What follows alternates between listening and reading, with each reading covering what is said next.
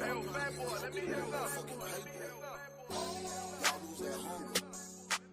still out here with this shit. I'm still in the field with this shit.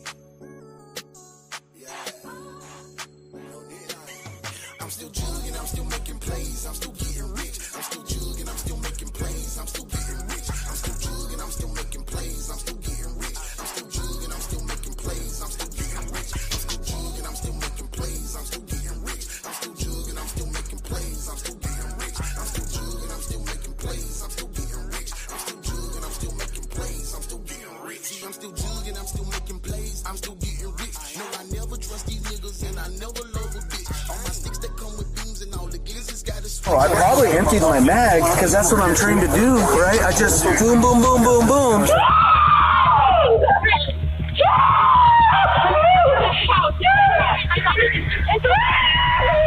On November 24th, 2021, just after 10:30 p.m., police dispatch in Aurora was flooded with multiple 911 calls. The reports are chaotic, mentioning several gunshots and a victim on the ground. Ring camera footage will later uncover the horrifying truth of what happened that fateful night.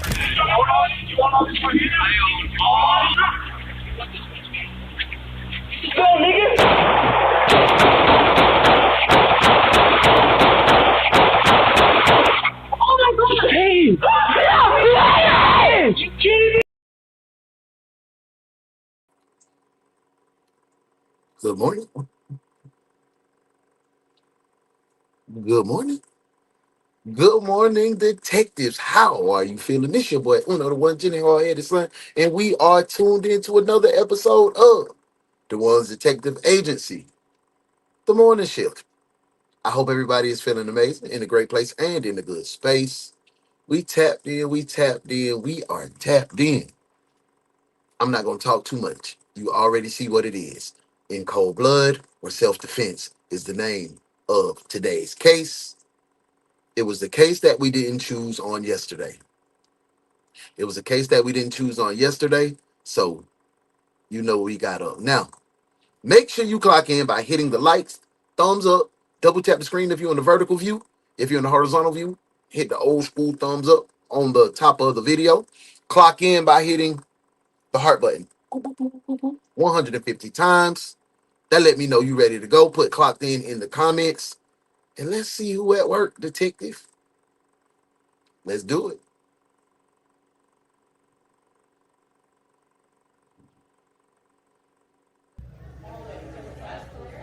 Bernice, is this the right area for the roll call? Where the paper at? Let's see who had the job. Who? Is Pernell here? What about Leroy? Did Leroy bring his country at? What about Sheikah? Is Sheikah here? Oh, they don't work in on my. Well, I just want to say, welcome in. This is the morning shift. It's your boy Hanset. I'm back. Welcome to work, detectives. Bernice, did I do that right? Bernice! Roll call.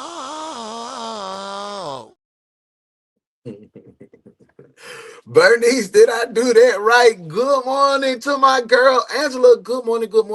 It is a pleasure to see you. She started the day off the right way. You too can be like Angela, the first detective in the door. You can hit 100 heart taps and come back and put it in the comments. Look what she did. She said, no, I'm going to get 200 heart taps because she's going above and beyond. You too can do that as well.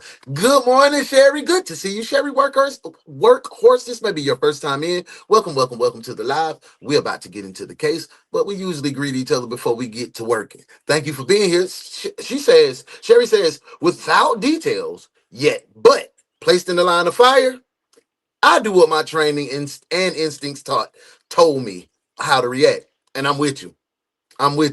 But this case has a little more twists and turns. Stay tuned. Stay locked in with us, and we're gonna figure out was he right or was he wrong?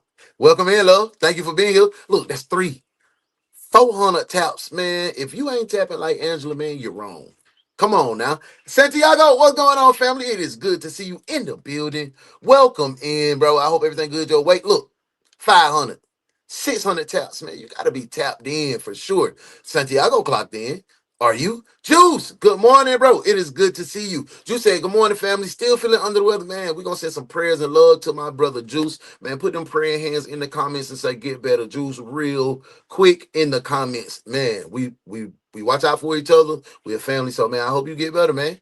Hey, boo. It's my girl, Shauna in the building. Hey, my love, are you okay today? Good to see your face in the place. That was me. That was me. I was saying that. Hey, I'm sorry you feeling better. I'm feeling bad, Juice. Hey, shake back. Same to you, I'm at work bored out of my mind, but having fun sneaking around trying to see this live. Yeah, keep sneaking the geeky because this one finna be a good one. Hey, Sherry, were you in the line of fire figuratively?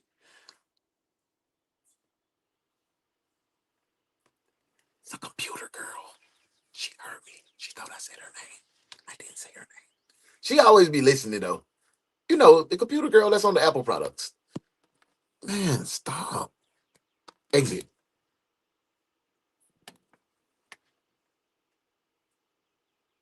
Sorry, y'all. Sorry. She wouldn't stop. She wouldn't cut it out. All right, now I'm back. Shauna's in there. Good morning. Good morning. Hey, loving. Good morning, love. Good to see your face in the place.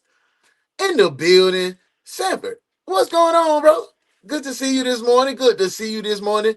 Hey, Remy Red. Hey, love. I hope everything good your way. You're in a good place and in a good space. We're finna get into this case today. Tomorrow, y'all, I'm going to debut our 10K show. We made it to 10K. We're going to drop all the new graphics, everything. But today is the last day of the old school way. You might see one or two graphics sprinkled in there. That's new. But I can't wait to debut. Thank you for helping us get to 10K. I'm ready to get into this case today. Santiago is in the building. King, what's up, bro? Good to see you. Good to see you this morning. Hey, there she go. Hey, Shell. That Cam grandma. What my boy doing? He had a good day yesterday. Good to see you. Jasper. Good morning, detective. Good morning, detective. We in this thing. Y'all know tonight is Foxhole Bros. Me and Doc Willis, we tapped in on my personal page, Uno in Real Life. That's where two veterans get together and talk about life before. Come here, now. That's a bag. It's a bag. Come here. Let's go. Sorry, guys. It's Bo. I spoke to everybody. Come on, boy. Let's go. Now. Let's go. I got to go get your nephew. I'll be right back, y'all. Welcome to work. Here this morning, police are looking for a The only detective agency capable of handling these grotesque and obscene cases. Look no further than the Ones Detective Agency, where evidence does not matter. We lock you up and figure it out later. Hey, what's up? The Ones Detective Agency, with your captain, Uno the One.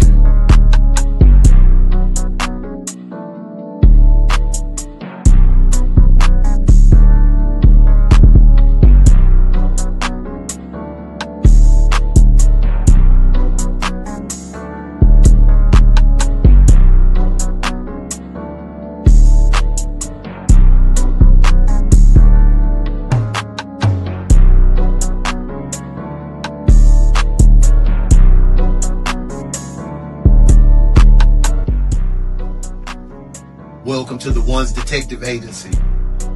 I'm Uno the One. Welcome to work, detectives. Let's get to work.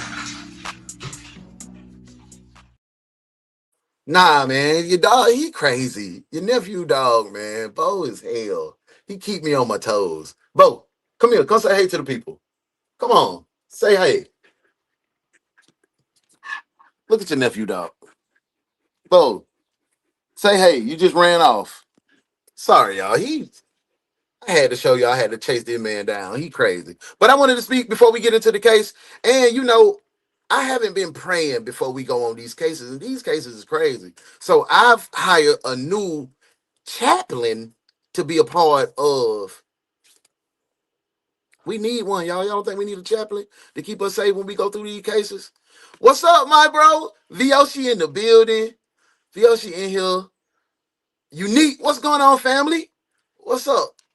My brother Dade in here. Good morning. Good morning. Virgo Twin. Hey, boo. I hope everything good your way. You're in a good place and in a good space. Thank you for being here. And then my Southside ATL shouted, hey, ma, how you doing? Good morning, good morning, good morning. It's my girl CC in the building. Y'all, Kelly, hey, beautiful. Welcome in, welcome in, welcome in. I want to make sure I spoke to everybody. Y'all, I need everybody before we go into this interrogation room and get into this case. I need everybody, all my detectives, to join hands and bow your head and let's pray. I'm praying for a safe case.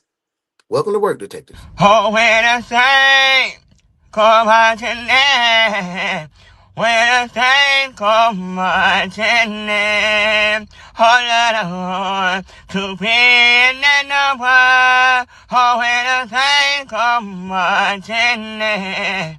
Alright, be safe on your shift. Come back safe.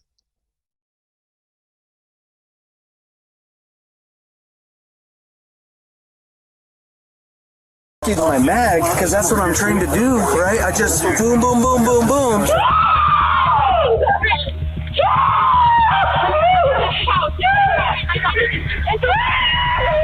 On November 24th, 2021, just after Hey, Melissa, good morning. Good morning, love. Good to see you in the place. I hope y'all feel secure. You know what I'm saying? I had to get my boy Taquan. He's the chaplain. He's a hood chaplain for our new precinct. Welcome Taquan in.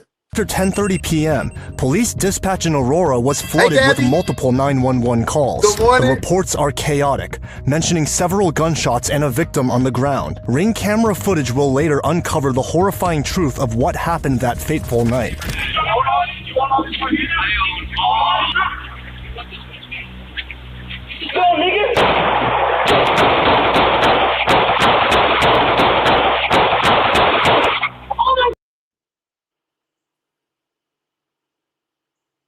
That was overkill now. Hey, bro, come on now, dog. Come on, man. Come on, man. That was overkill. You ain't have to do all of that. Like, that was a little too much. Hey! You kidding me? Is that Jacob? No, that's Peyton! Get the fucking shot! Call the fuck! You kidding me? And at the center of this tragic moment, it was a police officer. You realize there's ring video that captures the whole thing. The whole thing's on video. What follows next is one of the most despicable cases of people who are supposed to do good, doing evil, I've ever witnessed. Right before the shooting happened, somebody says the N-word. You remember who says that? Definitely wasn't me. Oh, I heard it too. Y'all heard that too. He's like, come on. Y'all heard it, right? I heard it. Y'all think it was him? I don't know. I ain't gonna pass no judgment yet. Because yesterday I was passing judgment and it was totally... Same night, the quiet of Thanksgiving Eve in Aurora, Colorado was shattered. Ring camera footage captured 36-year-old retired police officer Adam Holen 36-year-old retired police. God damn. confronting 17-year-old Peyton Blitzstein and his friends after he had Ain't nobody black in this situation, so why was the N-word slung around? repeatedly seen them speeding through the neighborhood, a neighborhood he claimed to own.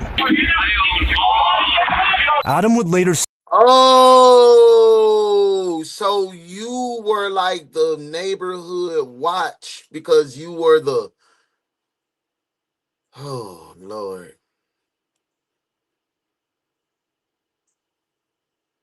You don't own the neighborhood, Mr. Retired Police Guy. Do you know that the neighborhood has already security in place? And you are not security. Security!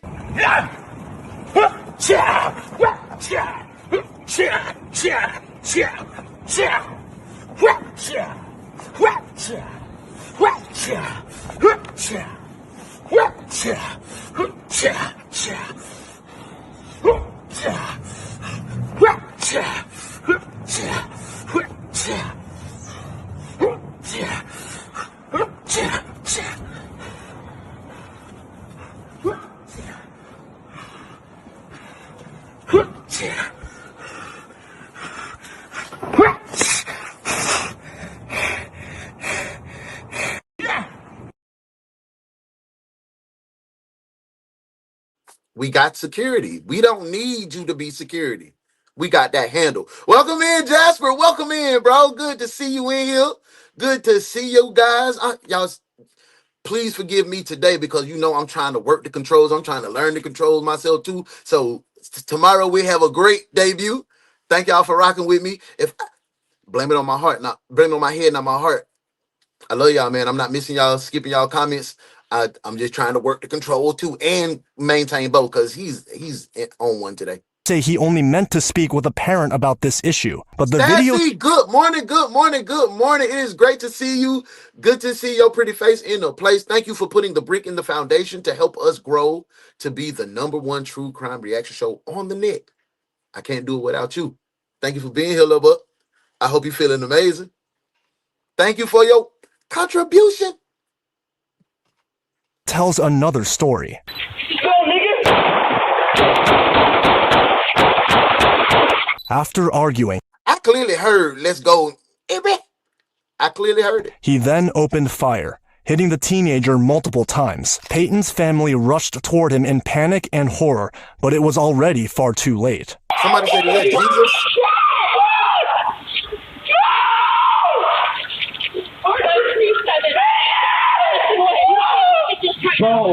Make sure y'all hit that like on the super chat. Sassy drop. Thank you, love bug. Thank you so much. Thank you for everybody that's here rocking out with your boy today. But I feel like we ain't been paying attention. We've been having a good time. I've been showing you the new graphics slowly but surely. We still got an old school. Put them bikes in the comments. Let's run this bike. Let's lock in and get ready. You focused now? I'm focused now. See, this is why I used to get in trouble all the time because I was always a distraction after I did my work. I wanted to talk. Let's start this thing over. Run that thing. Bite. Let's run that thing bite, man. Like bite. All right, now say Bite. it. Say it how I said it. That bit really sound like it really feel weird even me trying to prepare my mouth to do that. But like I say bite, screet, bite, pipe. Bike pipe. That sounds crazy. All right, that is a country. All right, let me do it. I said it ain't like hard enough just back. That sounds weird. Now see, though. I felt like you was free. And Sassy, we have cracked the 10K. Thank you. We made it. YouTube sent us an email and a little video of our journey. I appreciate y'all, man. Like I'm just taking it in. Seriously, I'm just taking it in. I don't even know. I probably emptied my mag because that's what I'm trained to do, right? I just boom, boom, boom, boom, ran boom. it back. Let's go. Let's lock in, detectives. 100 taps and put locked in the comments if you locked in. On November 24th, 2021, just after 10:30 p.m., police dispatch in Aurora was flooded with multiple 911 calls. The reports are chaotic, mentioning several gunshots and a victim on the ground. Ring camera footage will later uncover the horrifying truth of what happened that fateful night. I'm hoping y'all feeling secure now that I got security in the building. I had y'all doing all these crazy cases. I didn't have nobody to protect y'all. Now we got somebody here, and if you need lessons, holla at me. We get you training. Double kicks and all. Go, nigga! I heard it work for sure. My brother King said he locked in. Angie!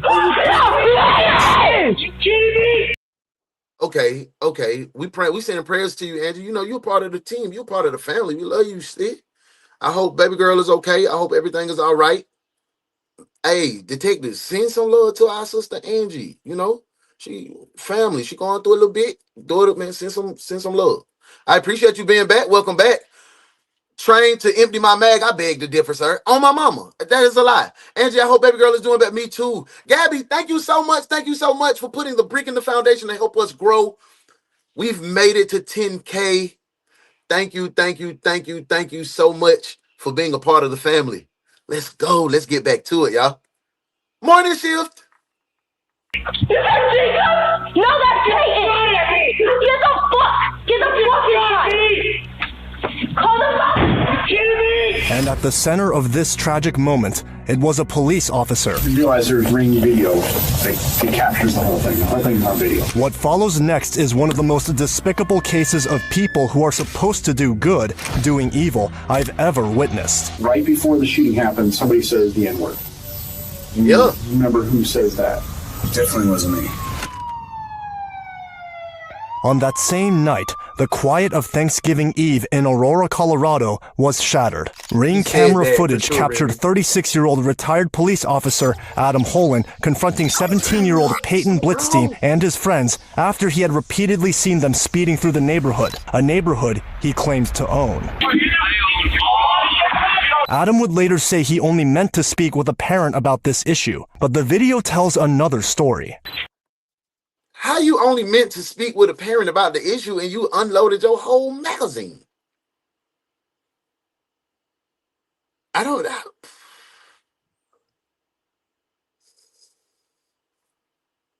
Help me, detectives. Me and you get it. No, you and my child get into it about driving fast through the neighborhood. You say I only wanted to speak to the parents, but you ain't even walk your ass to the door or nothing. Y'all believe he wanted to talk to the parents? Or y'all think he a liar? Y'all put liar in the comments if you think he a liar. And I'm going to keep it moving. But I personally, I think he a liar. But if I get 5 of my detectives to say he a liar, we going to make him a liar.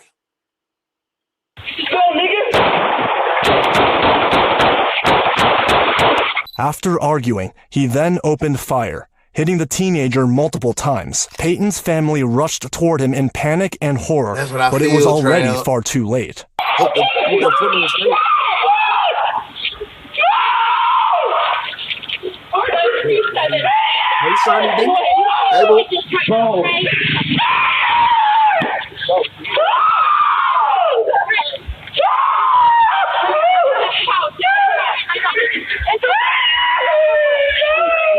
Soon, officers arrived, their body cameras capturing the first moments of the aftermath.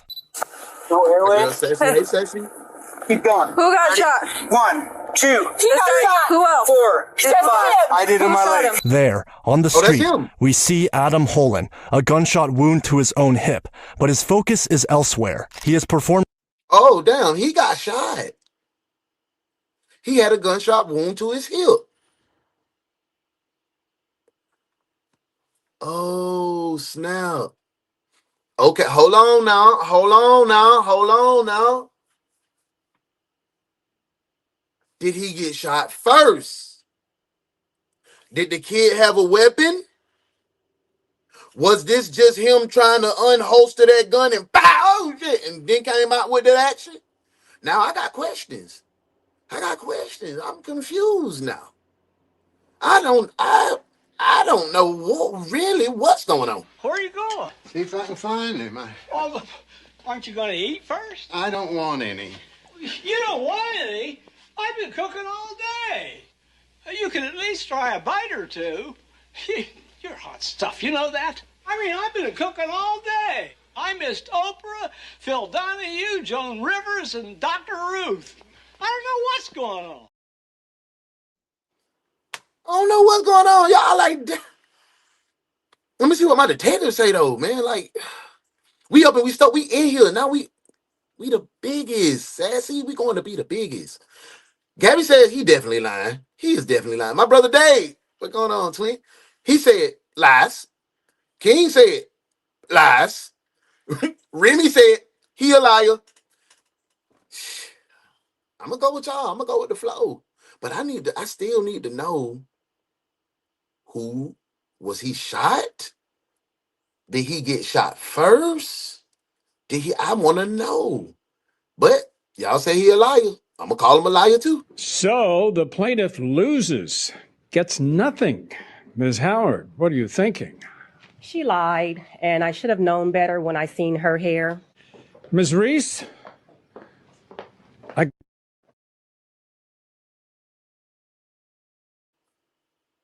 lying on the ground. This is 17-year-old Peyton Blitzstein. As the perpetrator, Adam's cooperation is surprisingly immediate and total. You step over there. Did you shoot someone? Yes, ma'am. I have a pistol. I have a pistol on my hip. We have officers here on site. Okay, that's fine. Thank you, ma'am. 911, we have officer site. Yes.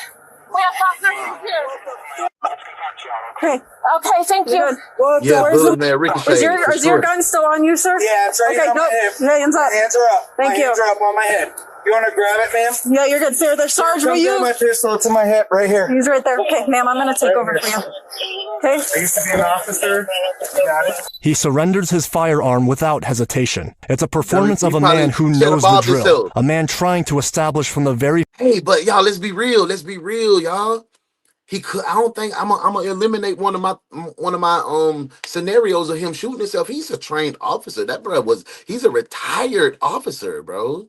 So I'm gonna take that Cheddar Bob shooting himself while withdrawing his weapon. I'm gonna take that. I don't know.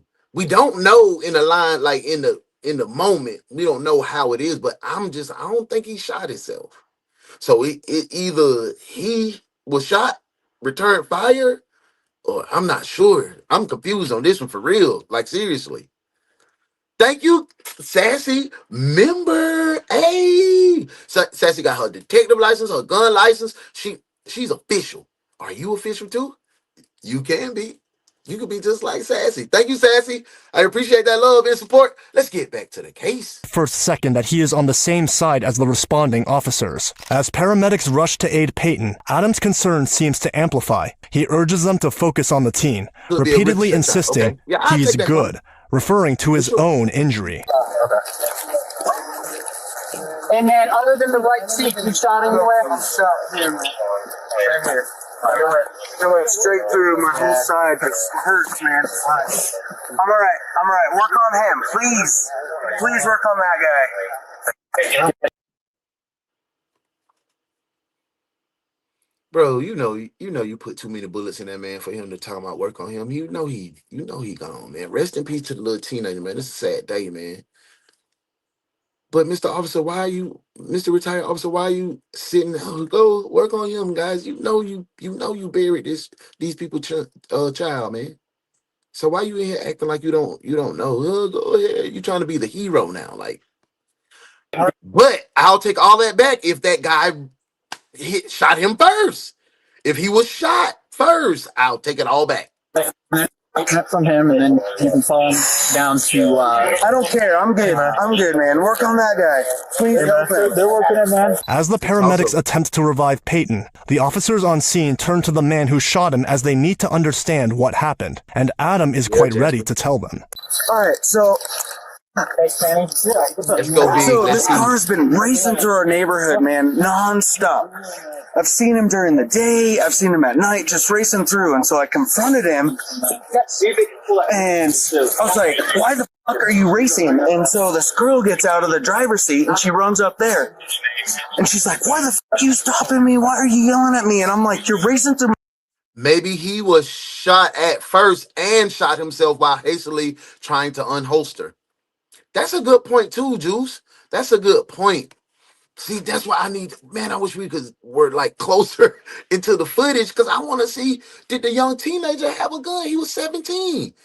Typically, a young 17-year-old, and I think it looks pretty nice of a neighborhood. His parents were there. I'm thinking that he wouldn't be in that type of life. He wouldn't have a weapon. So I think I need a little more facts to go on. I don't want to make this a race thing, because there's no racism. He just used the N-word. I want to see who right and wrong. And you might be right, Juice. You might be right. That's good work. I was like, I don't care if you're like, just slow down. I don't care. So out of nowhere, 3 dudes get out of the car and they surround me, and I'm like, oh shit's about to get real. And so, I mean, I'm obviously trained. I used to be a cop with Greenwood Village. I just retired like a week ago. And so I knew shit was about to go down. So I had my pistol well ready, and I was like, if shit goes down, so I'm ready. This dude pulls the pistol out of nowhere and just shoots me. And so I just opened fired.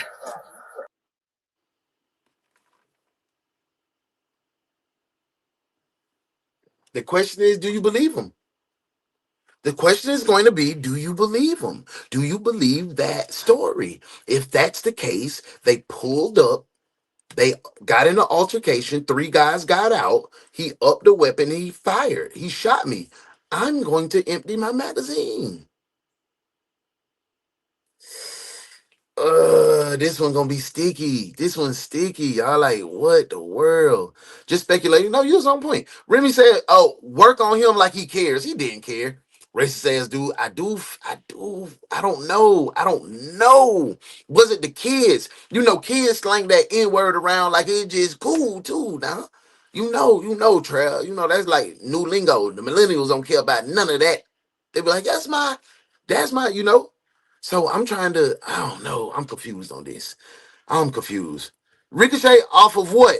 The street light? This was a residential neighborhood. The walls aren't made of steel and the cars are aluminum. Unless the kids shot him, I think it was self-inflicted. Now, that's what I'm saying, twin. Like, it seemed like the kid shot him or somebody from the kid's crew, according to him. Oh, this finna get crazy. Let's get back to it.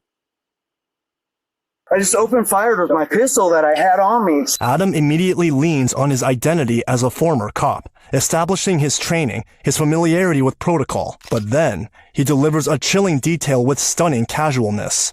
I have a Smith & Wesson Shield 9mm, and I don't even know. I probably emptied my mag, because that's what I'm trained to do, right? I just boom, boom, boom, boom, boom. Shockingly, Adam describes this volley of fire not with guilt or shame, but with the clinical detachment of an after-action report. He then effortlessly shifts into a performance of shock and disbelief, as if the entire violent sequence had happened to him. You had your pistol out. Hey, come back. Holy shit. I had my pistol at low ready because all 3 dudes jump out of this car and they're all flexing on me. And I pull my pistol on at low ready. They didn't even see it. And I just had it at low ready, which I've done plenty of times on traffic stops. I just have my pistol. I never know. Right. This dude comes out, presents his pistol at me, and I'm like, oh. I had my pistol at my side. Oh my God. He just raises it and shoots me. As soon as I got hit and he fires that shot, I just emptied my rounds on him. Which one shot you?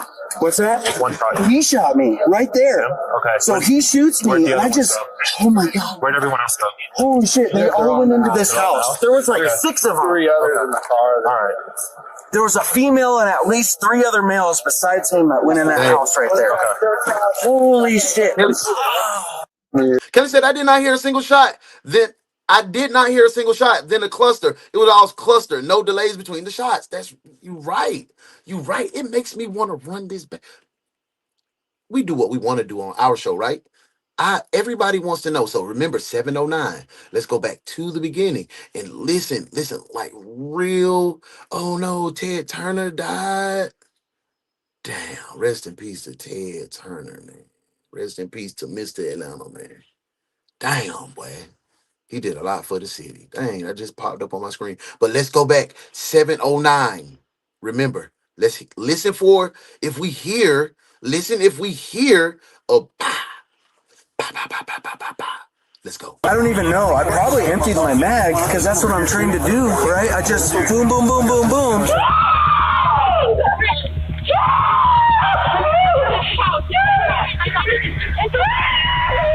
On November 24th, 2021, just after 10:30 p.m., police dispatch in Aurora was flooded with multiple 911 calls. The reports are chaotic, mentioning several gunshots and a victim on the ground. Ring camera footage will later uncover the horrifying truth of what happened that fateful night.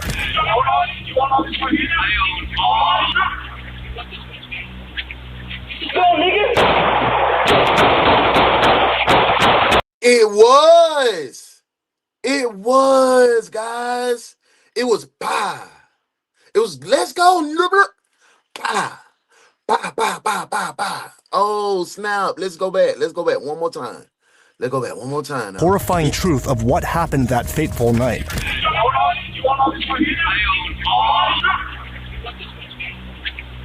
Go, nigga.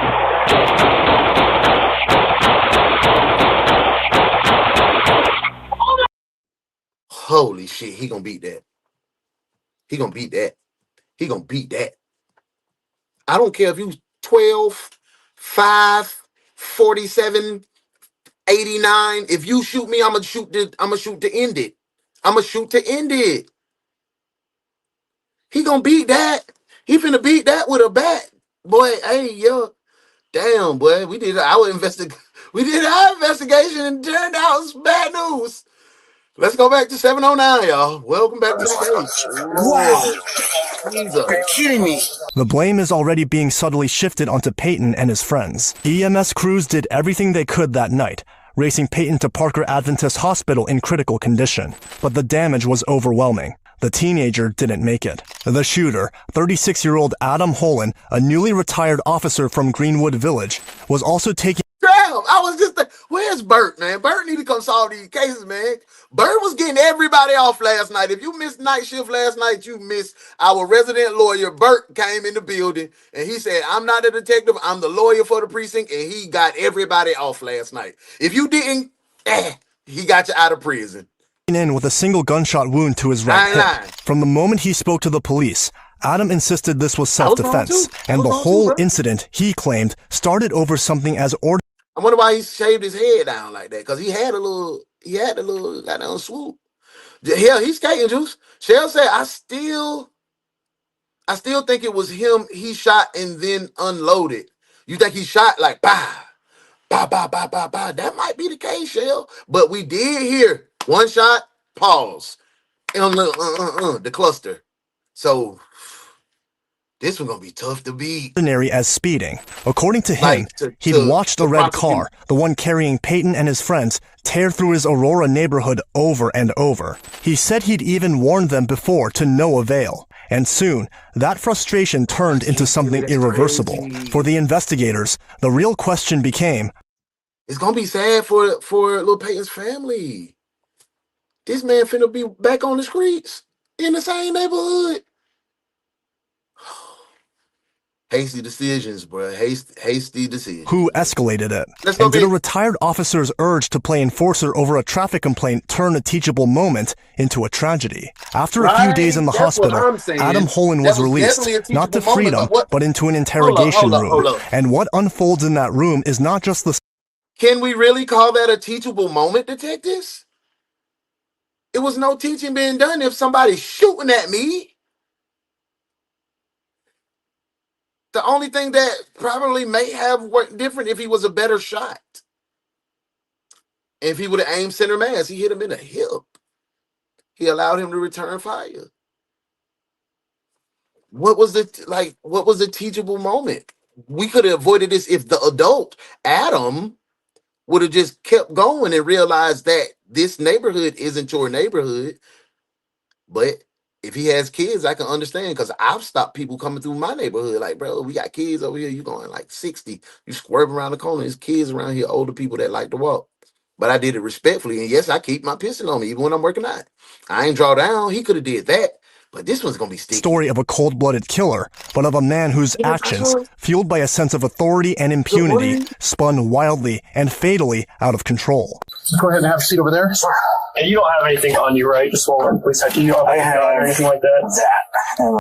That's another good point. If he's trained, he's supposed to use the amount of force necessary to get the situation under control. That was excessive. He lying. But Shawnee B, we've seen on several of these cases when these people got a baseball bat and they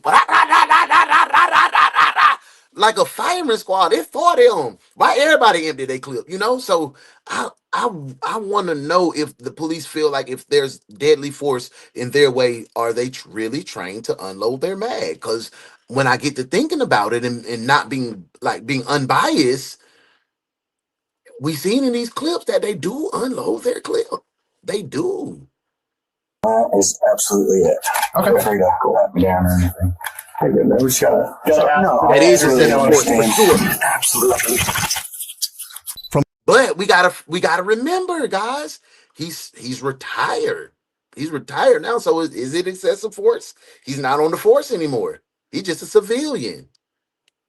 Dang, he gonna beat The this. moment he sits down, Holen's strategy is clear. He's not just a suspect, he's a fellow cop, a retired officer who understands the pressures of the job. He's polite, compliant, and eager to establish rapport. The detective reads him his rights, and Holen waves them away, confident in his ability to control the narrative. We had a couple of days to have the incident kind of run or sink in and take you able to process things that are going on. So I'd like to get, your story, what happened, of course, that night. So, all right, I'll start from the top. When I first noticed red, I think it was a Krewe. I think it was two-door. Ooh, that's a good point, too. So I'm driving home from my mom's house. My sister just got in from Arizona and visited her. As soon as I turned on to Gun Club, I don't know if I spoke to you, boo. Good morning. That's a good point. Intersection, about 200 yards or so going southbound. I've been noticing on the playbacks, y'all, when I go watch the playbacks and see how I can improve, I've been noticing like some of the interrogation clips are really low. Is this one low? Can you guys hear it? On my end, I can hear it. On all of them, I can hear it, but I just want to make sure because I'll try to turn the volume up if I can. I think I got it maxed out, but let me know if the volume is too low. I'll try to turn it up a little bit. This car is flying down. I see his headlights. I'm like, he's going to cut me off. Sure enough, almost hits me. Let your pride win. And as that happens, I was like, I recognize the car. I'm glad that's the car that's been speeding through our neighborhood. Night, day, doesn't matter. Kids outside, hockey, rollerblading, whatever, still speeds. Okay. I've asked him before. Stop. Speeding through this neighborhood. There's kids. You guys are gonna hurt somebody. Okay. Nothing more than that. Okay. Angie, he was telling the truth. So after he cuts me off, I see him turning left onto Shenango, which is to my neighborhood. So I'm going home. I do the same thing. As he's pulling into Shenango, screeching tires, still going fast, really fast, high rate of speed, 50 at least. Okay. Enough to make the tires screech when he's turning. I turn, I'm going home. I'm like, oh, they must live in here because they're turning in here. The second right turn is the turn onto my street, which is Addison. Okay. As I'm turning onto Shenango, I see him turn onto Addison quickly. Also hearing Jasper says he might get a manslaughter charge or he's going to beat the case. That's what he gonna beat this.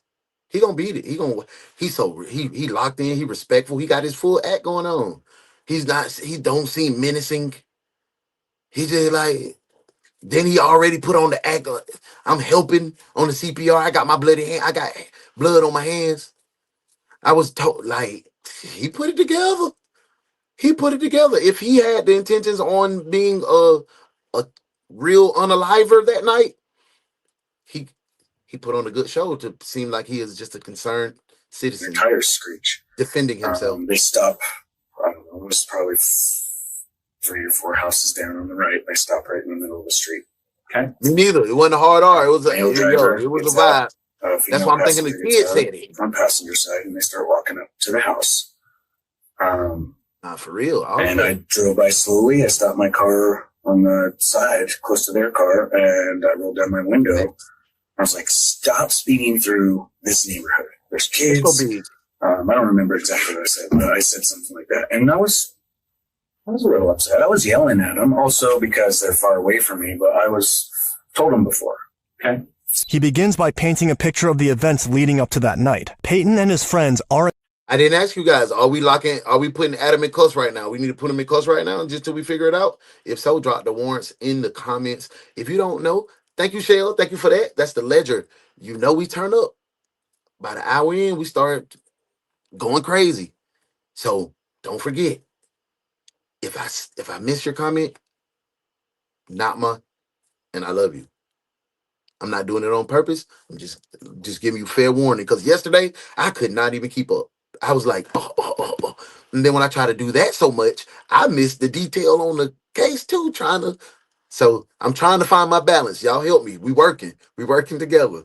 I love y'all. Let's get back to it. Just teens. In Holen's telling, they become a persistent nuisance, a red car that had been racing through his neighborhood. He claims he had warned them before, presenting himself as a reasonable man pushed to his limits. He's setting the stage, creating a justification for why he's doing a damn good job of creating that justification too. A private citizen felt compelled to take action. Who the f are you to tell me what? Unfortunately, it looked like that's what it's shaping up. Juice, he gonna stay on his thing. And so I was like, once they started talking to me, I realized they were pretty young. There's a good chance that they're teens. Thank you for being here. And I just thought, I'm going to go talk to that parent in that house, in that residence, maybe. My question is, why did they give him 2 days to get his story together?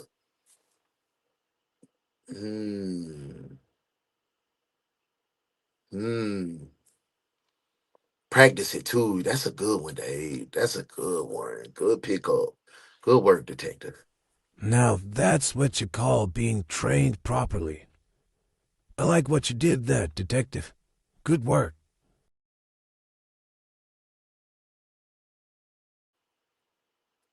Before something happens, God forbid they run over a kid or something in the neighborhood.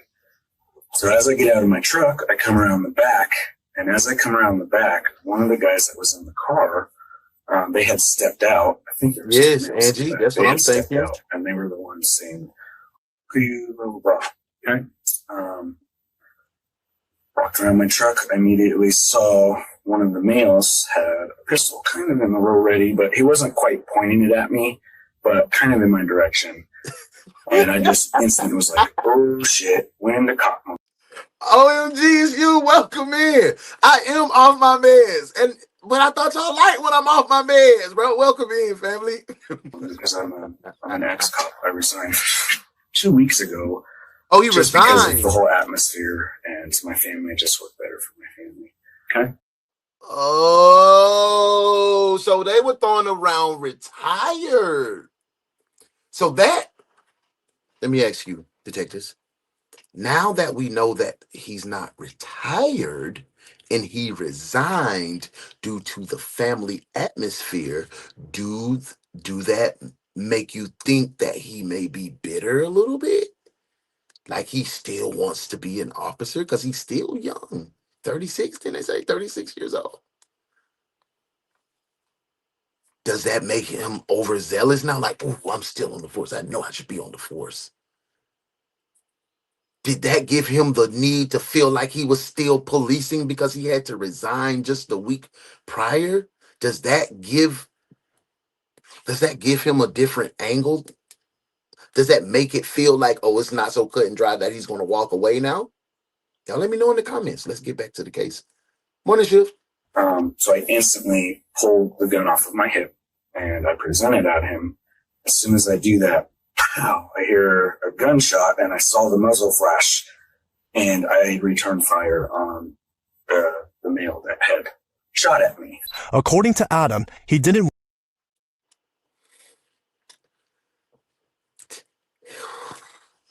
Anybody shoot at me, I'm going to shoot back. But if that kid would have hit Adam and put him down, guess what? We would have been saying it was self-defense. You shouldn't have had your weapon on the ready. So this is gonna be a toss-up. And no, I didn't say 6, 7. Back to the case.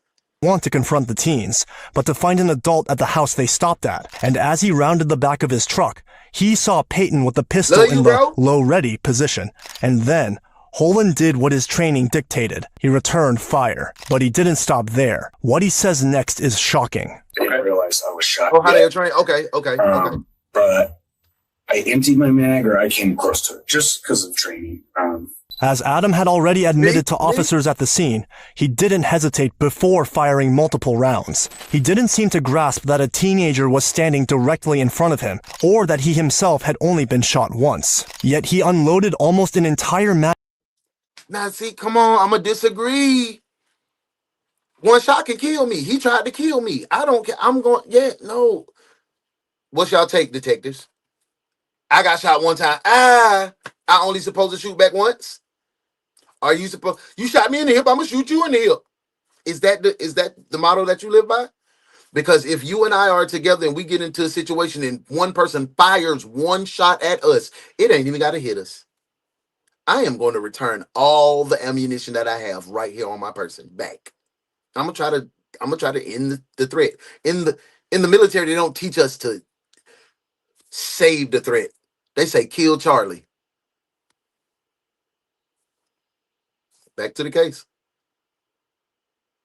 Magazine at a 17-year-old boy. And I realized I say scrap regardless of the situation. this kid is But I'm not gonna get caught slipping. 17 got and in my none. truck. None. I live You shot at me. 4 I or gotta 5 get you. houses down and left. Got in my truck, drove home, and Hey, Adam, if you have courtroom hurt, call Bert. He'll get you off for sure. the reason I did that is because I have a trauma kit in my hunting gear. And I just went hunting a couple weekends ago, just in case something happens. He went home to go get a trauma kit. Is this after you called 911? Kit, all that stuff. Okay. Opened my garage, couldn't find it, and I was like, I'm wasting time. So I sprinted back, left my truck in my driveway, sprinted back. Immediately started doing CPR on the kid. Wasn't breathing, couldn't have a pulse. Yeah. There's blood coming out of his mouth, so I skipped the rescue breaths. I was just doing chest compressions. I heard sirens. That is a great question. You have resigned from the force or were forcefully pushed out. That's what I'm saying. Do you think, Melissa, that was the reason that I'm a police and they took it from me and he still was in that mindset, so he's a little bitter buckethead. I was going to say something else, but he was just a little bitter. That's why he took the control of the neighborhood security guy. Do you feel that made a difference? I'm with you. I agree. He should have called the police. You're not the police anymore. I just kept working on him the whole time. I just shot him. He resigned, Juice. They said he retired, but he resigned the week before. I'm like, come on, buddy. But at the same time, I'm worried about the house because once the shots were fired, all the kids ran into the house. And I'm worried. Retaliation. Do they have guns? Do they have knives? So still working on this kid, trying to pay attention. A female officer arrives on scene first. Once she got there, yeah, Melissa, they said at first the narrator was saying retirement, but he himself said, I resigned because of the atmosphere and the family dynamic. He said, because of the atmosphere. I wonder what the atmosphere was. I wonder what he meant by because of the atmosphere. So I resigned just last week. I'm thinking he was retired and, he was sent out with his shadow box and job well done. Bravo Zulu for a job well done. No, he resigned. And people don't just resign, especially you done been on the force that long. I realized it was an officer. I stopped compressions and I immediately put my hands up. I don't remember if it was on my head or what. And I said, thank you, Sassy. Welcome, Jasper. I'm cop. I'm an ex-cop. I was the shooter. The pistol is in my waist. And I kept my hands up until... Hey, Bad Boy Gotti. What's going on, family? Welcome in. Bad Boy Gotti says, sounds like the victim said, let's go inward and could have done it while shooting. I'm agreeing with you. I think because he's a young kid, 17. And like I said, they throw it around loose between their group and they really don't have a problem with it. So that was his let's go. I think so. I'm with you, Bad Boy. Welcome in. They had me sit down. They checked me. Other officers that were arriving on scene, they said, you all right? You all right? I was like, oh, my leg kind of hurts. I sprinted down here. I might have pulled something. Did a Zimmerman. I don't know if they look and there's blood coming out. Paramedics take me to the hospital. What's even more interesting is how he describes the aftermath with a tone of heroic urgency, driving to get a trauma kit, running back, performing CPR. It's a compelling story of a defensive shooting followed by a... He put it on. He laid it down perfectly. This man is not finna go to jail. I haven't seen it. But he's not going to prison based upon the facts that we gather, and we still got 40 minutes to go. But from what I've seen, life-saving measures. Adam tries hard to come across as immediately remorseful and cooperative, as if he were more worried about Peyton's condition than his own gunshot wound. But when the detective starts unpacking what Adam was really thinking and doing in those moments, a much darker picture emerges. Somebody, let's go. You realize there's ring video. It captures the whole thing. The whole thing's on video. Okay. And my wife said No, that it was up there. away on this one. It sounded so. At some point, somebody says, "Love you, sweetie." Yes, sir. That was me. I was like, "Love you, sweetie. Say goodbye. Like, get out of my neighborhood. Like, let's go," type of deal. Because she was coming up to the door. I know, Kelly. I know. Correct. What was that? What was that kind of comment? Was it just kind of? What was it? Was just kind of a nonchalant, like, "Love you, sweetie," like, because they were at the door, like, kind of doing like, I don't know, like hug or kiss goodbye or something, and I was just saying that, like, "Come on, let's go. Get out of my neighborhood," type of deal. Hold on. Wait. I didn't hear what. So he made a little gesture to the parents or something, or call them like sweetie pie or something. Bikes in the comments. I'm not finna miss it. Let me see. Let's run this bike. Like bike. All right, now say Bike. it. Say it how I said it. That bit really sound like, it really feel weird even me trying to prepare my mouth to do that. But like, I say bike, street, bike, pipe. Bike, pipe. That sounds crazy. All right, that is a country. All right, let me do it. I said, it ain't like hard and that's just back.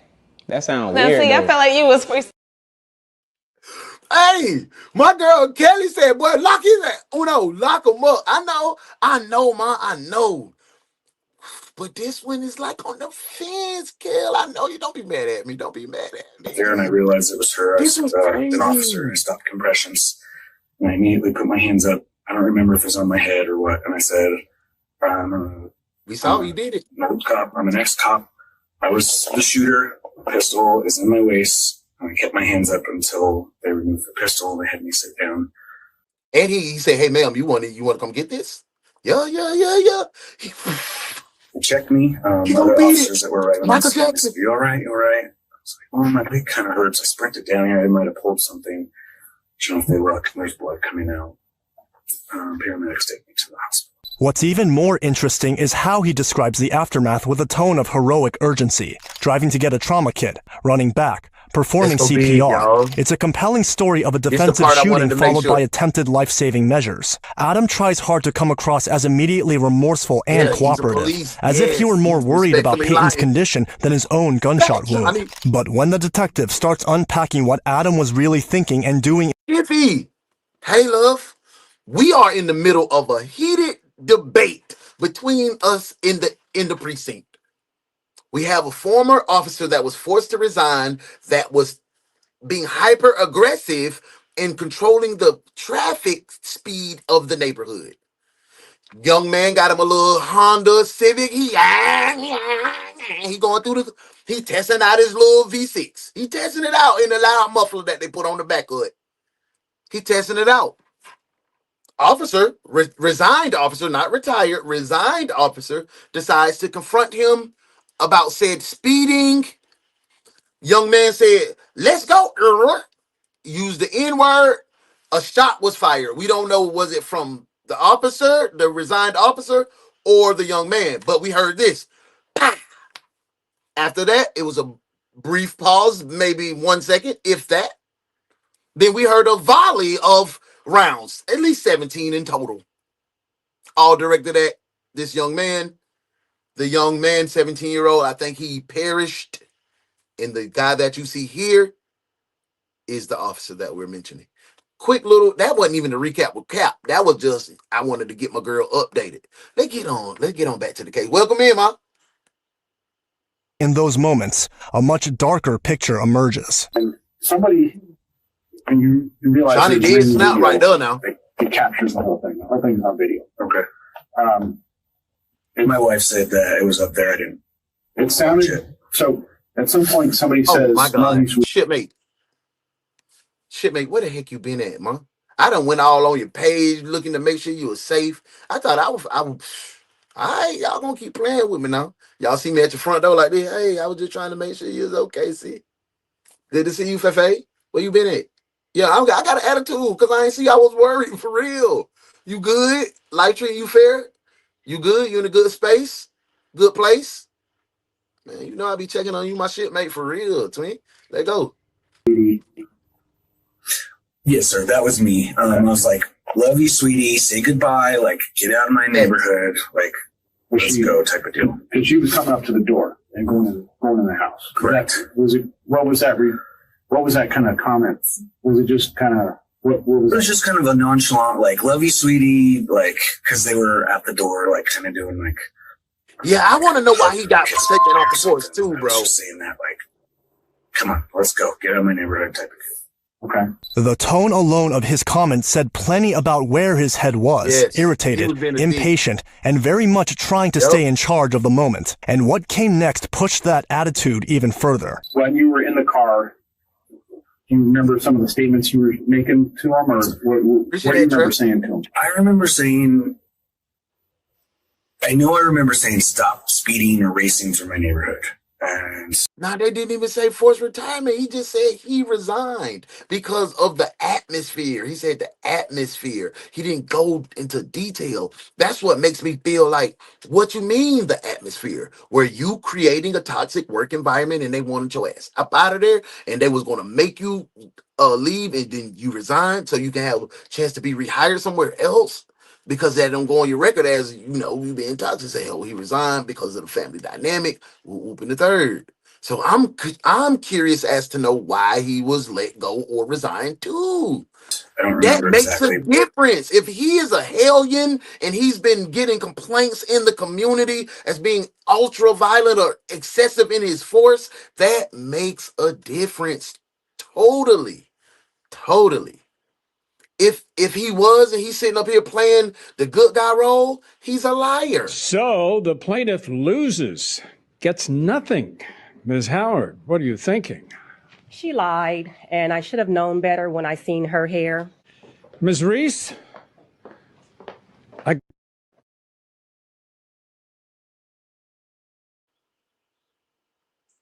it was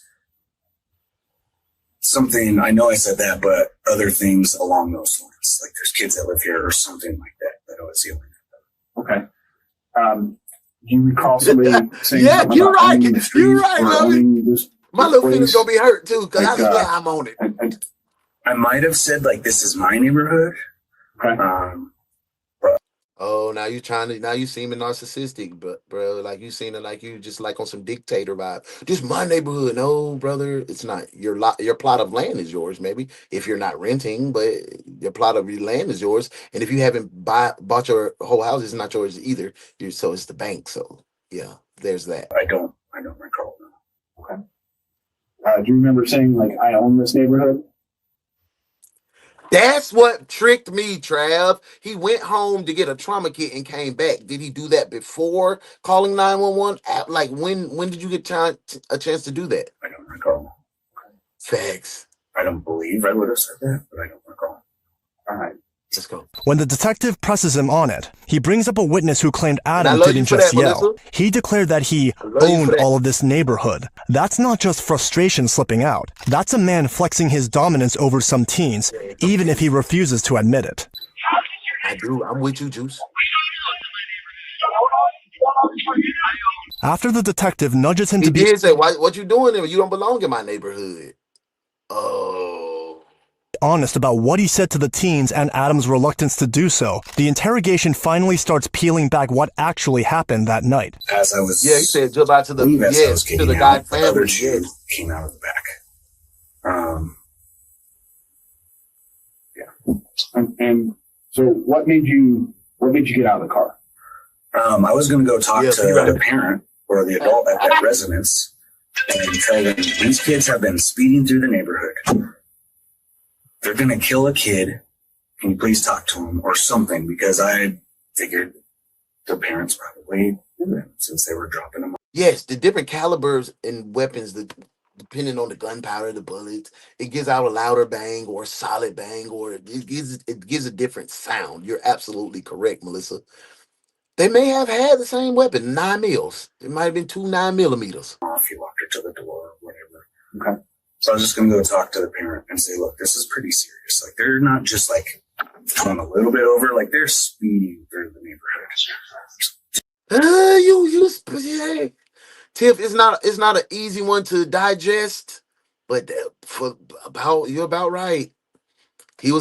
But it seems like it was two hot-headed people, because this cop's from the story that he's telling, he's a little narcissistic and like in a dictator of the neighborhood when he doesn't have that jurisdiction anymore. He's almost a kid that lives in every single one of these houses. So I was pretty much gonna inform them to see if they could. Congratulations, Fefe. Good job. Proud of you, shit, mate. Bravo, Zulu, on a job well done. Detectives, look, your sister has great task accomplished. Let's celebrate her. Give her some love. Send all that love and congratulatory praises to our girl, Fefe. Thank you, Whoop.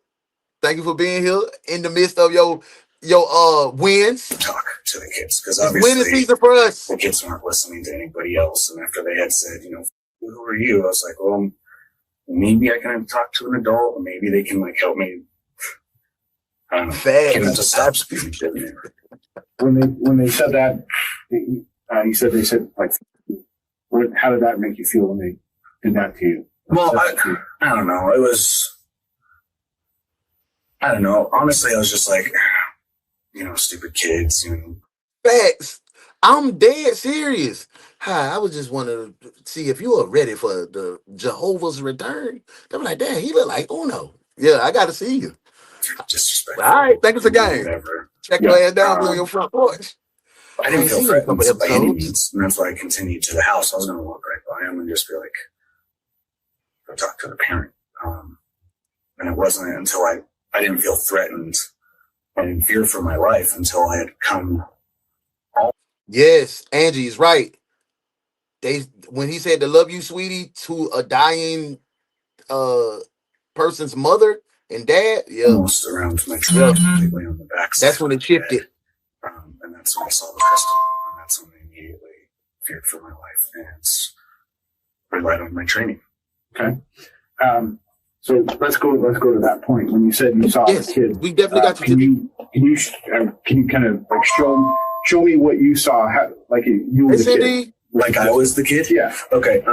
So the kid had his back. So let's say this is the house. Okay. And I'm about where you are. So I'm coming around my truck, and the kid was standing. I don't remember if he was standing behind the trunk of the red car, to where like his lower legs weren't showing, or if he was standing behind it to where. Thank you for those floating hearts, Tiffany. When I walked around, I saw the pistol here. Okay. And that's when I immediately grabbed my pistol. He fired the shot. I returned fire. Okay. He fired first. That's what Yeah. Do you recall what color that pistol was? It was dark. It had like a little shine to it from the light. I don't recall. Yes, he's trying to play cool like he got the problems. And I couldn't tell if it was. I don't believe it was a revolver. I believe it was a semi-automatic pistol. It all happened so fast, and as I was approaching on him, after I pulled my pistol, I didn't fire. And I don't know why I didn't fire. Maybe because I wasn't in cop mode at the time. I knew he was a kid. I was seriously like, is that seriously like a real gun? Okay, so if you had all this time to do all of this, now are you still engaged in the altercation? Ooh, I just blew my own case. Damn. Adam. Pretend like you Adam, detectives, and I'm the prosecutor. Adam. At any time, did you have the means, the ability, and a clear path to leave? If you detectives pretending like you're Adam, if you say yes, Adam might be going to prison. It's going to be a sad day for him. If you say yes, detective, Adam is going to jail. Man, he going to jail tonight. Talking about the homie in the gray and the black. You know the facts, I never relax. Everything luxury tax. And everybody here getting videos. Make sure you put a little money in the sack. What's wrong with them?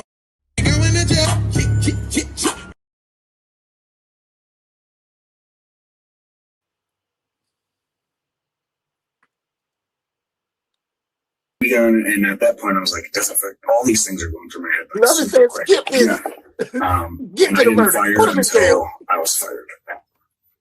I love my girl. Love it. She ain't What made playing. you approach? What made you approach that kid? After or before? You said when you were approaching him, and you kind of sure. So the after wheels were turning, but what made you go towards that kid? Ooh, and another thing I want to point out to the interrogators, the blue line, because they all are connected. They cool, but they're not playing with him. They're not letting him just be. They're asking the questions that need to be asked. They're not fluffing with him. They ain't high five and slapping five, saying yeah, I agree. Yeah, they're not doing none of that. So respect to the police that's doing the job against one of their very own. It's rare you see that. Instead of going up to the house, because I saw the pistol, and I had already had my pistol drawn, so I had taken. I'm not like super quick, but I had taken a few steps towards him to let it be known that I had a gun. I will defend myself, and that's what I was thinking. And then that's when everything happened. All the gunshots. Okay. Up to this point, the interrogation feels straightforward, almost as if Adam had simply reacted in self-defense. But then the detective... Hey, he should have stayed in the house, called the real police. It's a public road, not private property. And that's facts, Cindy. And that's how you welcome in. Detective drops a question that shifts the whole tone. One that will crack open Adam's version of events later in the interrogation and sets up everything that's about to come. So it depends. That night, I had an inside. That's what it's looking like. That's what it looking like because you grabbed a weapon to come do this. So I'm guessing the kids that little Peyton was hanging with was a mixed group of kids. The waistbands, and I always tuck my shirt in between training. The actual You're not a pistol cop, itself dude. and my skin, especially when I'm driving because it runs on my it rubs on my skin. Yo, that's me. So that's how I was wearing it. And so in a holster, or what kind of? Yeah, it's a inside the waistband holster that's specifically made for that gun. And like I said, I had my shirt tucked in just because of the driving aspect. What color holster is that? I feel our spirits are getting a little imbalanced, and I just want to bring in our chaplain one more time to let y'all know that y'all I love. Oh, when I say, come on tonight. When I say, come on tonight. All I want to be in that number. Oh, when I say, come on tonight. All right, be safe on your shift. Come back safe. We needed that. We needed a little love. We needed a little. Oh Lord, bless us. It's black. It's a black holster. So who makes it? I don't. So we searched your truck this morning, and there's the holster that's on the passenger seat. So when you got out of the truck, you had to have your gun in your hand because it wasn't in the holster. Is that a fair assessment, or? No, it was on my hip. What's going on, It was in the passenger seat. The only thing I could think of is as I was going back to my house to get the med kit. I don't know, because I also had my phone on me, and I don't know where that is. I'm hoping it's in my truck. I also had that on me. I'm not sure how the holster got in there. I do remember, though, when I got back and I said my gun's in my waist, I realized I didn't have my holster because, I mean, that's when my hands are and the officers removed it. For real. Okay. Adam insisted his gun had been holstered in the truck and brought out only from his waistband, but later evidence would prove that claim false. This single point would dismantle the premise of a peaceful approach, because a man seeking a calm conversation doesn't approach with a drawn weapon. For now, the detective steers Adam back to the confrontation that set the chain of events leading to Peyton's death in motion. Detectives, y'all said that. Y'all were in. All my ladies was like, why he bringing the gun? Why he bringing the gun? If it's peaceful, why he bring the gun? If you just wanted a resolution, why you bring the gun? If it was a teacher moment, why you bringing the gun? The question that you have been asking this entire time is, why did you bring the weapon? And I didn't even have an answer for it. And now these guys are tearing them up with that same question. That's why I love y'all, man. That's why y'all the world's finest detectives. Good job. Now that's what you call being trained properly. I like what you did there, Detective. Good work.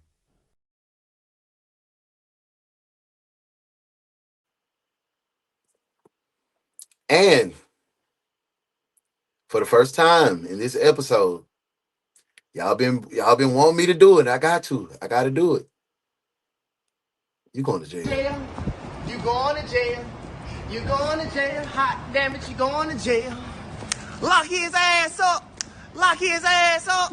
You going to jail. You going to jail. Your ass. Anything until you rounded the corner of your truck. Yeah, until I got to the back, about that halfway point, that's when I could see them. Okay. And then could you see I'll be up all night the pistol before you rounded the truck? The end of the truck, or was it right there? Did that happen right there? When I rounded the driver's side, I couldn't even see them. But as I continued, that's when I saw it. Okay. And you again said the kid had the pistol.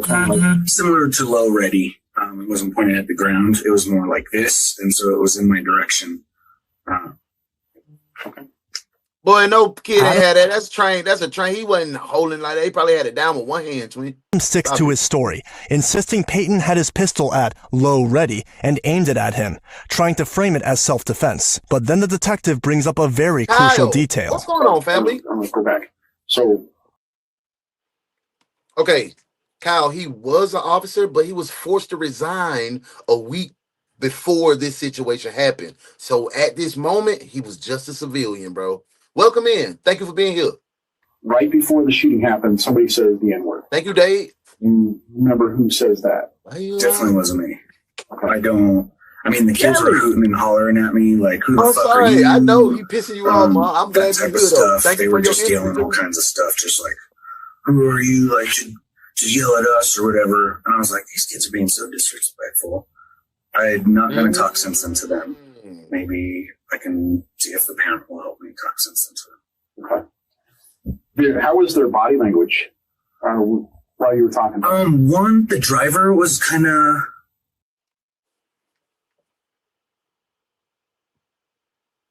Did somebody say security?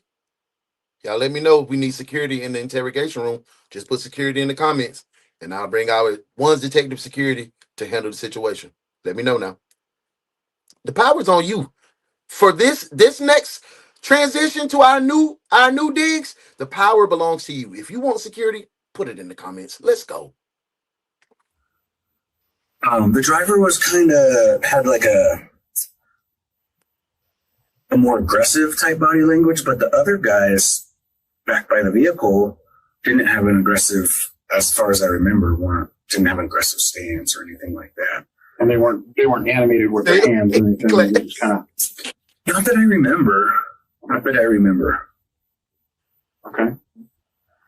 And so somebody says, What you miss? What you miss, Shell? What you miss? We gonna run that bite. We'll run that bite. We'll hit the 2 minute. Boom. Y'all know how I go. We go 2 minutes on the run backs. Adam sticks to his story, insisting Peyton had his pistol at low ready and aimed it at him, trying to frame it as self-defense. But then the detective brings up a very crucial detail. I'm going to go back. So right before the shooting happened, somebody Hey, said the Danielle. N-word. Hey, love. You remember who says that? Definitely wasn't me. Okay. Tell these people I said, the hey. kids Now were I tell hooting Lou and when I say hollering at Uncle me, Uno like, say, who the hey. fuck are you? Have a good day. That type of stuff. They were just yelling all kinds of stuff, just like, who are you, like, to yell at us or whatever. And I was like, these kids are being so disrespectful. I'm not going to talk sense into them. It's Maybe happening. You're I right. can see if the parent will help me talk sense. Yep, just a week before. Just a week before. How was their body language while you were talking? One, the driver was kind of... had like a a more aggressive type body language, but the other guys back by the vehicle didn't have an aggressive, as far as I remember. You family. This is us. This is what we do. Welcome in, bro. This is a safe place for everybody to have real conversation. Be exactly who we are. We appreciate you. Come on in, man. Come on in. Get to know your family, man. Anything like that. And they weren't animated with their hands or anything. They just kind of. Not that I remember. Really no more. Yeah. Not that I remember. Okay. And so somebody says. But they're young. What? Security? Oh, security.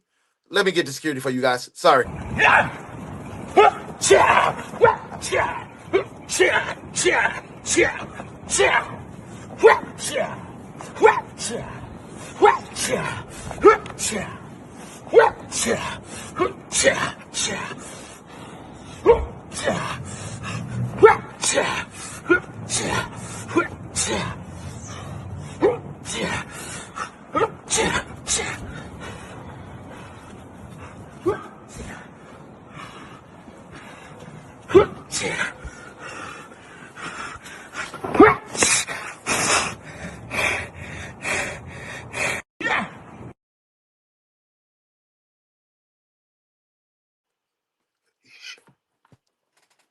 couldn't even say nothing. That is hilarious. If you need security lessons done by the Ones Detective Agency, get in touch with me. I'll put you in the class. Back to the case.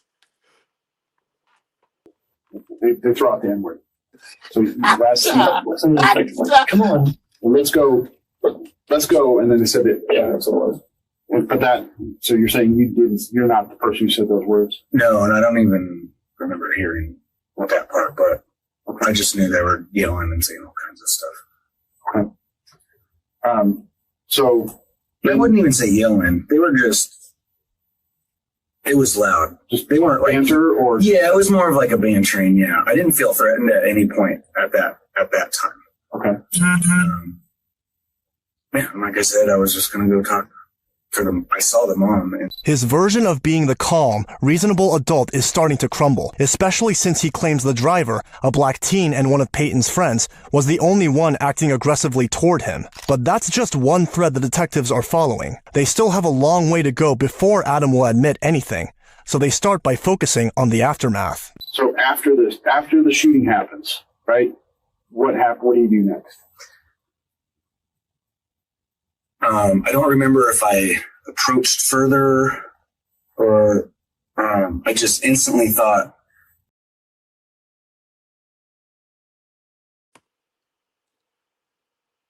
Oh, that brought me down from laughing at our security. But why did you say, let's go ninja then? But you denied it. So you sat up here this whole time. I'm defending you, saying that the little kids might have threw it out there, and that was you, man. Why you lying? Why you always lying? Oh my God! Stop! He's a liar, bro. Well, I knew at what I had done. I knew I had put a lot of rounds into him. That's what I'm saying. So that's when I was like, I need to save this kid. And so I got back in my truck quickly. Drove to my house. That wasn't, I need to save this kid. That's like, oh, what did I do? You went to the house to goddamn probably try to unload or change or drop something off or do something to help clear your name, then come back with that fake trauma bag. Like 911 got trauma bags and patches and chest patches and all that. 911 got all that. I don't know. Attempted to find my trauma kit. His case went from being 80% solid. What did you do with your gun? He's still 70 now. He's 70 now. I don't remember. That must have been. Because no matter what, I was shot first. If he shot himself, then I'll say, okay, he going to jail. But if that kid shot him first, it's going to be hard to beat. And when I put it in my waistband and I'm not. Then Adam brings up something he knows could help his case. You get out of the car. Your intent is to go talk to the parents. Right then, when you round the corner, you see him with a gun, and then you start going towards the gun. After my pistol That's a was whole. drawn. I'm Yes, about Correct. So to you go to jail. approach him, Yes, he finna be in prison. he shoots, you shoot back. Yes, sir. Yeah, it's his king, LeBron. His story is very holy. And how did you When you talk feel about when you Christian. saw that the kid with the gun point, like this? How were you feeling at that point? Well, instantly I was like, what the fuck? Why does this kid have a gun? And then I was like, he's going to That's a kill good me question. with this. He's going to kill me. And I was thinking, like, after all the shootings that happened at the high schools and stuff with With the teenagers, I best was true like, crime this kid is going to kill me. detectives in the world. I And love so I y'all. was very threatened for my life. Okay. He seems aware that by insisting he felt threatened by the teenage boy, he could strengthen his self-defense claim. But if Adam thinks that this will help his case, he's in for a shock. The detective's What? next question completely undercuts his claim that he only wanted a peaceful conversation with the parents, not a violent confrontation. And then with regards to other training, have you been trained on citizen contacts and how to deal with citizens and de-escalation? Okay, how to get into the training that you relied on. With that. Hundreds of hours. I mean, every single month we would have pistol or firearms training. Sometimes it was That's pistols, not sometimes what he rifles, asked. He sometimes asked both. And we de-escalation. would always have legal updates, and we always had de-escalation training. We talking about de-escalation training, and the first thing he talks about is his pistol training. Like he's starting to sound like he's just a over aggressive ass dude. CIT Kurt, what's going certified. on, I fam? went through that We class. in here, man. You know, God keep blessing us, and I'm just a vehicle, man, and y'all training helping on me grow, and I love y'all. And that's How as you a feeling, bro? police officer, everybody I talk to on the street that's even slightly heated or upset, you have to de-escalate it because one, you don't want it to escalate further. Y'all picking them apart. I can't even say nothing because I was co-signing. I was co-signing them all. I'm still like, yes, he sounded like a trashy ass person, but the facts still remain. We gotta find out who shot first. And two, you can't really talk to them until things are calm. Right. Lots of It's training. outrage on for sure. de-escalation. If Adam had all that training in de-escalation and knew the value of keeping situations calm, why did he let his instincts take over with Peyton? What was going through his mind that overrode everything he'd supposedly learned? It's hard to say in hindsight, but was there any attempts made to kind of de-escalate this kind of situation with these kids? Or I don't remember. I know every time based on my training, and my training absolutely took over. It was just muscle memory. I didn't think about it. I just did it. At the range when we go, every time I pull my pistol, I either say, "Please drop your weapon," or "Drop your weapon," or something of that nature. Okay. I don't remember if I said it because it happens all the time, but based on my muscle memory and what I did, I'm more than likely said. I can't recall if I said it or not. Okay. And I knew at that point, once I saw that pistol, that there was no verbal de-escalation that was about to happen. So, with that, come on, dude. I just had somebody just hit me up. They called me, so it knocked me offline. So I didn't get to hear the last 30 seconds. But I want to be detailed because y'all gonna be on my case. Y'all, like my girl Lovin said, she want a public apology, and if he go to jail, I'm gonna get. But I don't know. I'm still not. He is a trash person. His story is changing like tremendously. Okay, yes, but I gotta know who shot first. And Terry says, "What's up? I'm a woman, honey. Hey, boo, good to see you.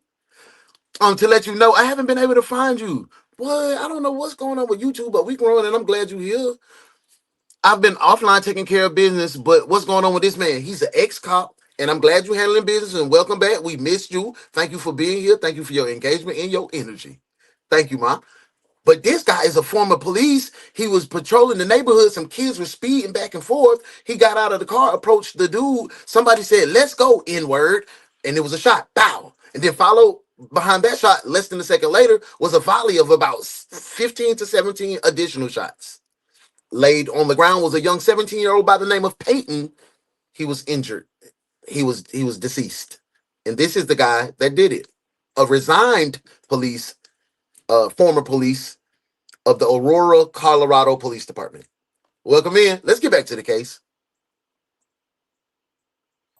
Once there's a firearm present, if there was a knife, sure, maybe. I mean, completely different story. I didn't have time to de-escalate. Thank you, Shawnee. Get on him. Tell him. I was in fear for my life at that second, and yeah, I knew I didn't have time. Use the like button as the button you tap if you want to slap this guy. Hit it. Get into it. Thank you, Shawnee. For a moment, it seems Adam has dodged the question, blaming Peyton for pointing a pistol at him for why he didn't de-escalate. But the detective skillfully circles back, forcing him to confront the real issue of escalation. And in that moment, he asks Holen the most damning question of all. Facts, Kelly. Well, after he pointed the gun at me, or before? During the whole, I mean, that was the question. That was the question of the night. That was the question of the day. That was the question of the week. That detective, my boy said, I'm gonna let y'all hear what he said. Because it was powerful in the way he said it. For a moment, it seems Adam has dodged the question, blaming Peyton for pointing a pistol at him for why he didn't de-escalate. But the detective skillfully circles back, forcing him to confront the real issue of escalation. And in that moment, he asks Holen the most damning question of all. How come you just didn't drive home? Well, after he pointed the gun. How come you didn't just drive home? That's the question that's going to mess us up. That's the question that's going to mess the whole case up. Ah, man, let's get back to it. Or before? During the whole, I mean, you know, the whole thing, you could have just drove home. I could have, yes. I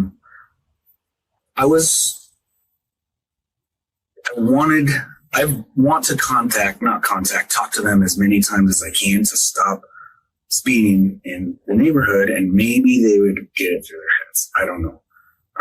I didn't drive home because I was just going to say something to them, slow down, roll down my window, or roll back up my window, drive home or something. Yeah. I thought in my head, if I do that, maybe they'll come by my house, break a window, egg my house, something like that. And so I was like, I'm going to go talk to this parent. After they had said, who are you? I was like, I'm not getting through to them. Maybe their parent will help. Okay. But I didn't drive home. One, because I wanted to stop. I want them to stop speeding through the neighborhood. And two, I didn't want them to know. He said because of the environment. That's why he resigned. That's crazy. Where I live. Because I live right down the street. Yeah. Yeah, that's why. Okay. All right. So your main intent was to go talk to the parent, you didn't intend to escalate with these kids. You wanted to go talk to the parent. Absolutely. Well, and there's 3 males. I mean, I know the cop, honestly, I can only know, but there's 3 of them. And so my plan was to walk right past them, not say anything, and then go talk to the parent, because obviously wasn't getting through to them with just that little time I had to talk to them while I was still in the truck. Okay. That's real, and I was just going to go right past them. Okay. Adam is forced to admit it. He could have just gone home. Every off-ramp was there. Drive away. Call the police. Avoid the confrontation entirely. But he didn't. Hey, welcome in. Welcome in, bro. Thank you for being here. I hope God keep blessing you, and I hope that God just give you the ability to get your mind clear and recognize that you can't. Trolling probably is the last thing you should do on the internet, man. Just come in and enjoy the vibes. Welcome in, but don't use that word again or you'll be banned off the channel. Appreciate it. He chose to follow, approach, and confront. That choice alone undermines any claim of pure self-defense. One of the sergeants said that you told him that the guys were muscling up to you and you thought you were going to get beat up. Remember that statement? Yeah, so. Bro, thank you. I appreciate you. I appreciate you so much. I don't remember that statement, but when I had said, slow down, what do you, and after that, the male who was the passenger, or I'm sorry, the driver who had dropped the passenger off at her house and locked her up, was coming at me doing that. The other two males were not. Who the hell runs up? Nobody does that, bro. Nobody does that. And I thought at that point, I thought, don't say anything. You know, I don't want to start a fight or anything. Just go and talk to their parents. Hey, Sherry Love, how are you? You all right? Good to see you. I'm not sure as to why he's the former police officer. That's a good question, too. We've been trying to figure that out. The male that did that, which male was that? I believe it was the driver. Was he white, black? I think he was black. Okay. He had I don't remember if he had a hood on. I'm pretty sure he was a black male. Okay. Do you remember the color? Oh, man. Come on. Dark clothes. I think he had like a black sweatshirt maybe of some sort, or a black coat. I don't remember exactly. I know, pretty sure it was dark colored. And then, so you saw him, you said he kind of did this when he was coming off the porch to the car? Yeah. Did he continue to do that? Or?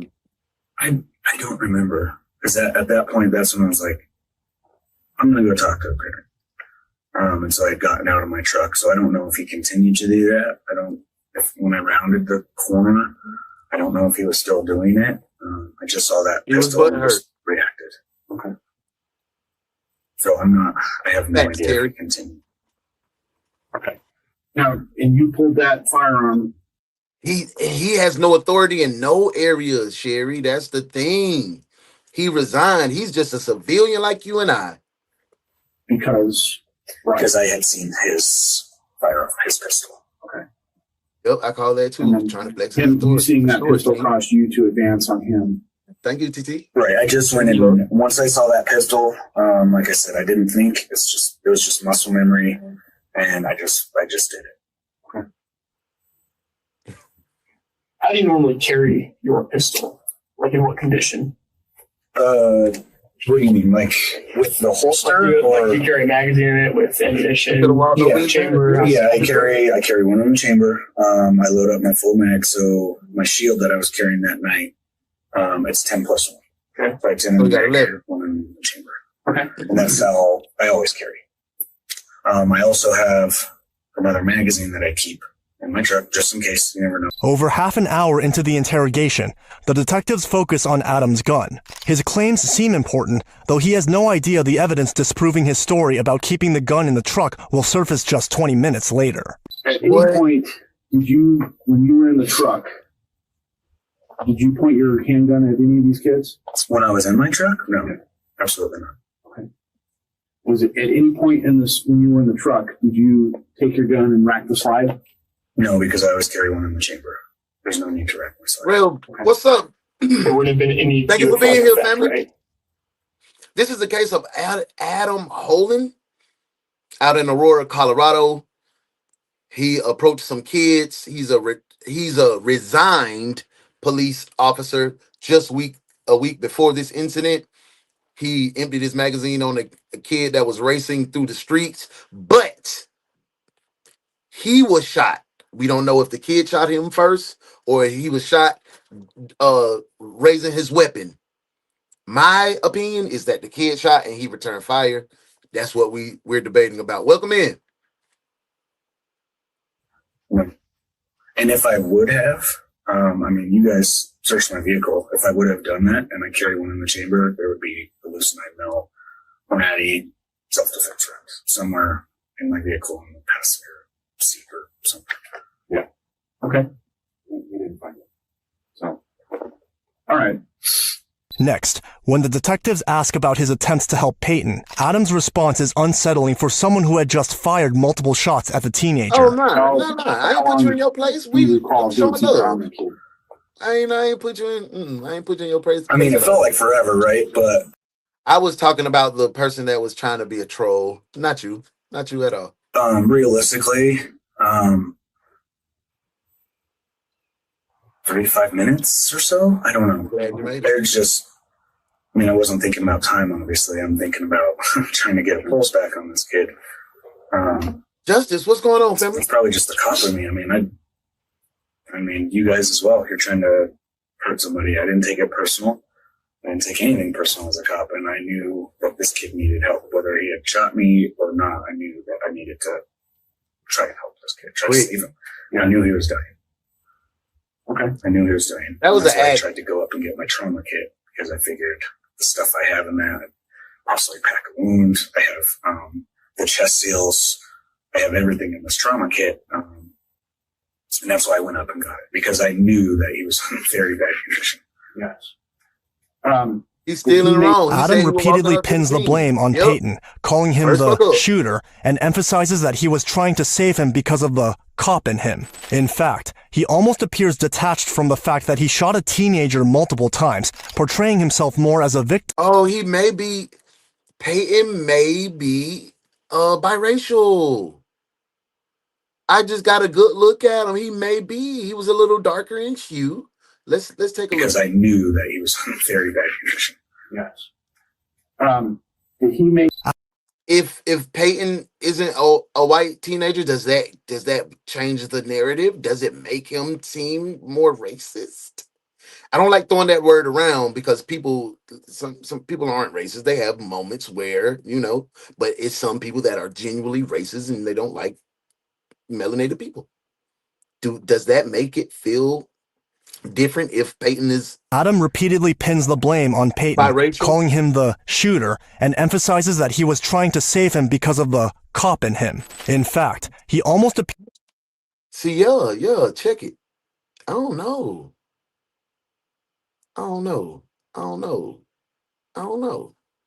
appears detached from the fact that he shot a teenager multiple times, portraying himself more as a victim than the teen. Did he make any statements, or did he? The shooter? Yeah.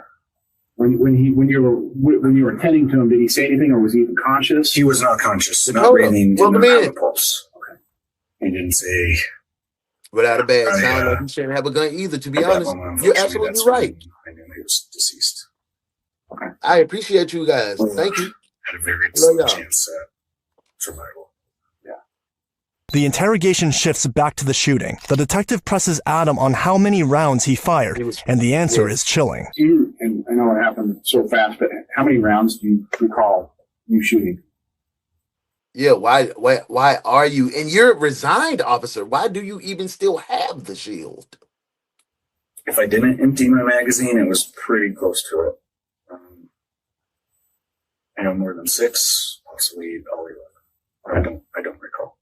Holen admits he fired rapidly, likely 6 to 11 shots, while Peyton fired only once. It's chilling to think all of this started over a speeding incident, and that Peyton died so violently. I've actually thought about this, like, how many shots? And I was like, I had to have come pretty close to emptying my magazine. That's all I know. And then, the detective asks a haunting question. Why so many shots? So many He was shots. definitely looking for trouble, bro. With my training that I've had, I am trained to eliminate the threat. Adam's justification is appalling. Wow, that's crazy. Justice, that's crazy that you say that. Detective Justice says he was looking for trouble. That's what they did in the South, chasing a kid down just to be a menace. Yeah. Ahmaud Arbery. That happened in my hometown, Brunswick, Georgia. Crazy. That's how I feel the way I feel, because that's our city. And coming up when we came up, it was a little different than it is now, but it's Brunswick. The threat had to be eliminated. In his mind, the 17-year-old was a target that demanded neutralization. So training videos where people have been shot and they keep coming at you. Robert, thank you for being here, man. I appreciate you. training videos. Thank you for being here, And heard bro. All the multiple way from stories where Australia. people, That's get major shot love. 8 times and they're still coming at you. I know we in training we have gone through different trainings to where It's for keeps out here. Dang, for you got if that's I what you had did? to simulate that I get shot with a sim round or whatever, I fall and I still return fire until the threat is gone.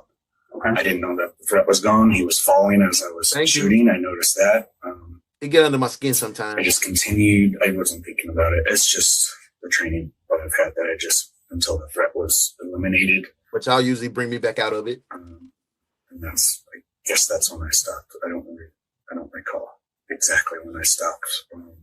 Did you perceive how many times he fired? Pretty sure he only fired once. Once I heard that shot, I just grabbed my pistol and returned fire, and don't think he got another shot off. He could have.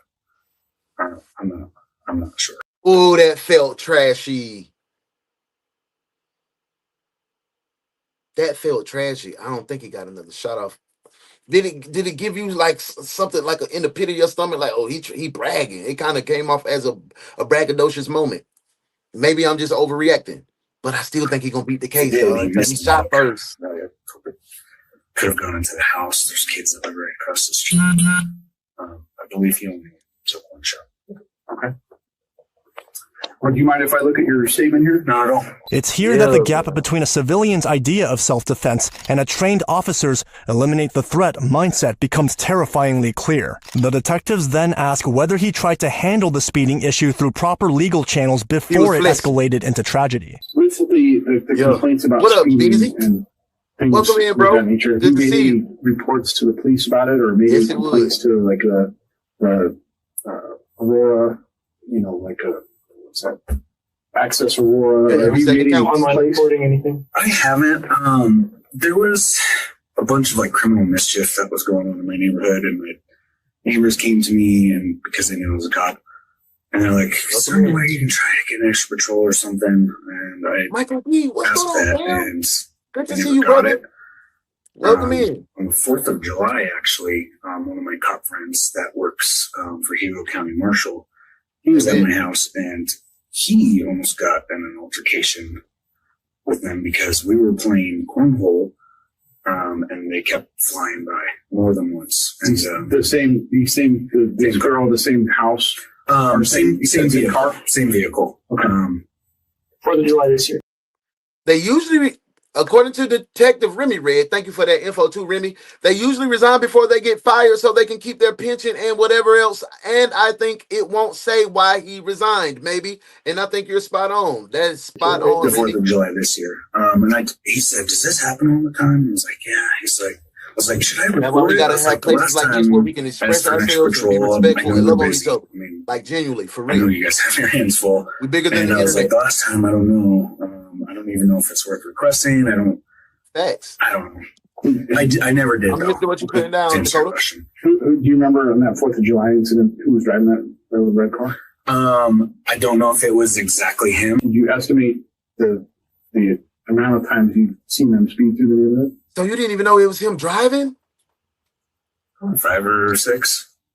Somewhere around there. I know it's less than 10, but they ride around a handful of times. Okay. And that's why I figured they don't live there. They're probably just, dropping her off and going.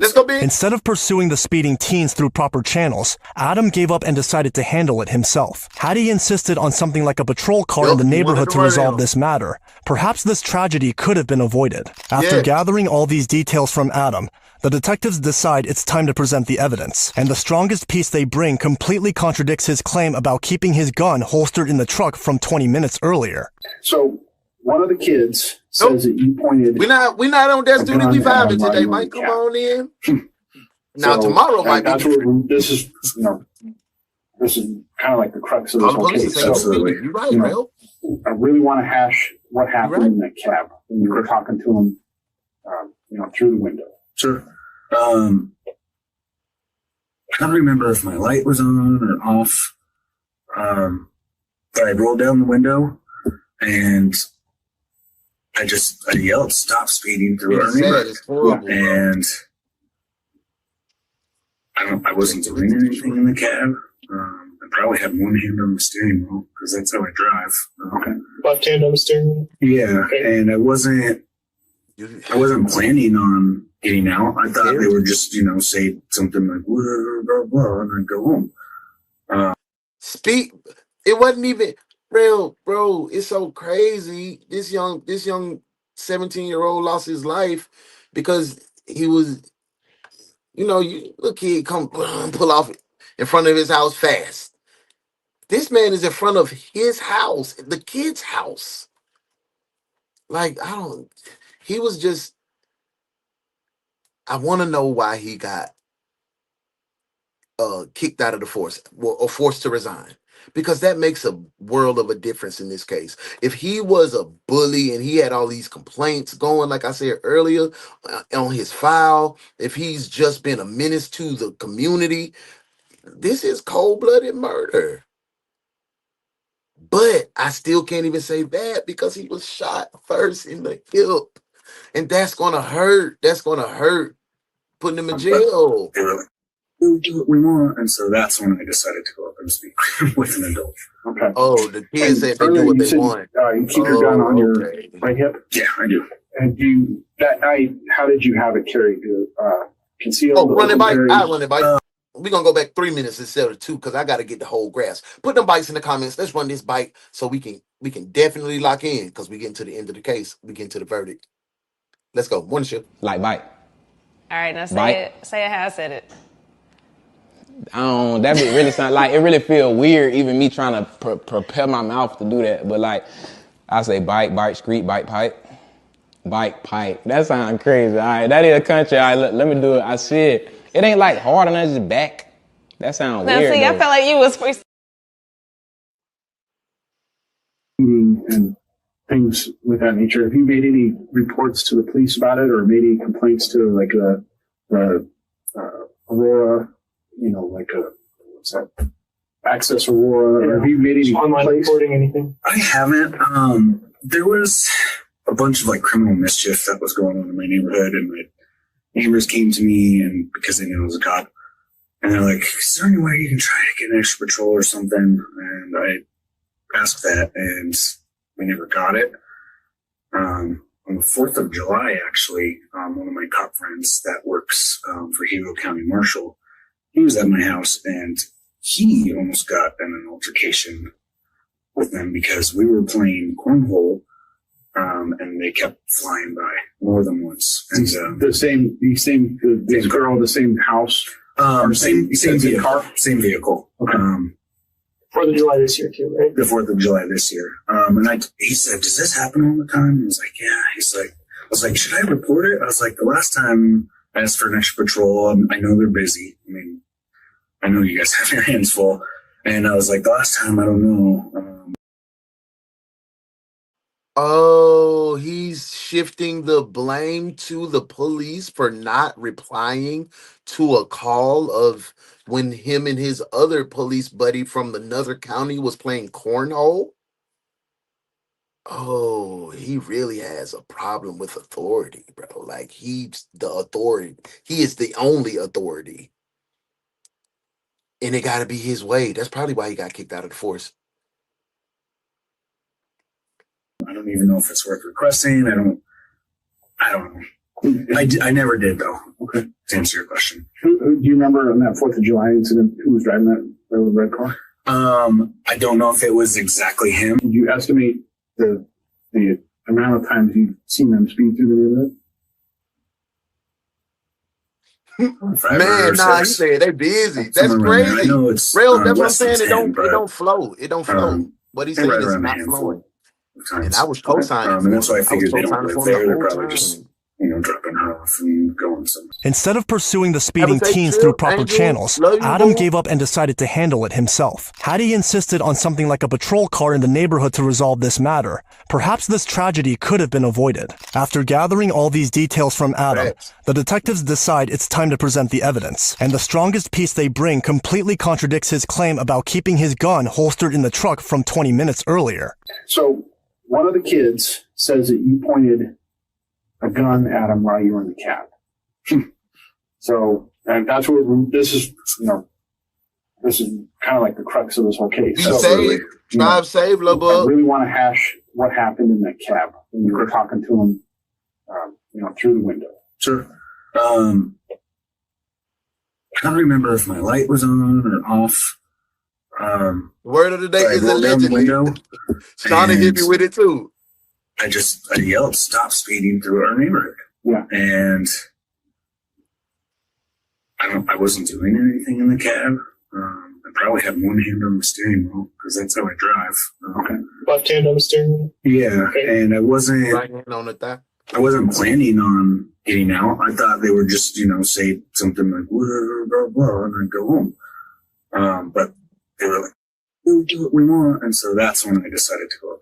That's saying something. You said you was expecting them to say something. You was gonna go home, so they said something. We do what we want, and no kid says that. And you should have kept going home. You just said it yourself, bro. You just said it yourself. So you jumped out as the aggressor. You're burying yourself, twin. And earlier you said you keep your gun on your right hip. Yeah, I do. And that night, how did you have it carried? Concealed or open carry? It's inside the waistbands, but it's open carry because I tuck my shirt in, and so the pistol is fully visible. Okay. And in your truck, other than the very butt of it, the muzzle. Okay, obviously because it would be in the holster. Correct. So inside your truck, can you describe your truck? Is it a facts, Dave? I'm just thankful. Bucket seats. Yes, I have two bucket with the right seats, people around us. In the middle, they have center what you console that doesn't raise up into a seat. It's just a set center console right there. Okay. Do you know how tall? How is it?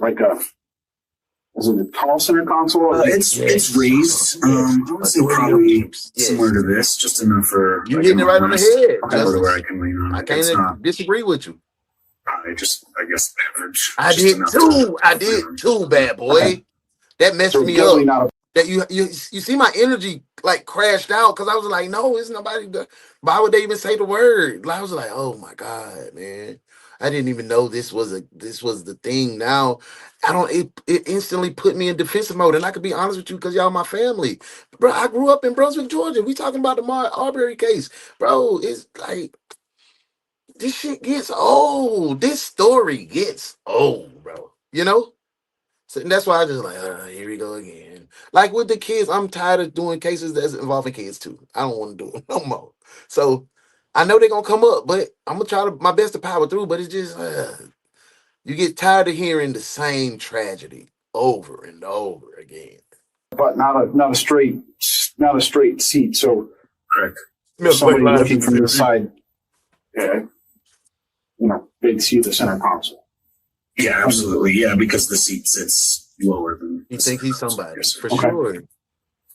So at any point in time when you're sitting in the cab, did you ever pull your gun out? Absolutely not. Okay. And understand this is all on video, right? Correct. There's no reason for me to pull it in the cab. Okay. Yeah. And at any point in time, did you rack? We already covered this, but did you rack the handgun in your truck? No. I'm gonna give you your apology. I'm gonna come to your page personally too, in the morning or whenever I put it on. I always do the check, make sure it's there. I always have it on my side. Always. Okay. Thanks, man. It's just habit being an officer. I don't want to have a situation like this. Have you ever carried a gun without a round in the chamber? Yeah, that'd be unusual for you. Absolutely. Mostly just the way I'm trained. When I was a cop, I carry one, and I don't want to use that extra. But they allow people to plead out on stuff like this. So they get out in 7-8 years. Half a second after racket and present it, I just want to pull it and have it ready. So love it. I love you, Mom. I mean, like for death. He probably gonna go to jail. You probably right. Cut that half I'm gonna go ahead and tell you, Lovey. He probably gonna go to jail. From what I've gathered, I may have changed my story, but he did get shot. But like Shauna and Drew said, it wasn't proof that he was shot by the kid. And that's what I was holding my entire case upon. Without that evidence, without proof that the kid fired upon him first, this just looks like an abuse of authority. An unhinged neighbor that was trying to be controlling and narcissistic, and he thought he was the dictator of the neighborhood. So I'm gonna give you your apology now, Ma. You right. Y'all was right. I was the only one against the grain today. All my detectives was like, "Uno, boy, you crazy," and y'all stood and y'all told me. But damn, I don't know. I'm sorry, y'all. I'm sorry. Damn. They reveal that a witness, one of Peyton's friends, saw Adam draw his Hey, he look weapon like while a still young- seated in his truck. This directly contradicts Man, look at our life in Peyton, man. Look, vibrant kid, man. It's sad. his earlier account and suggests the escalation started well before he stepped out. I guess just have a mental picture, right?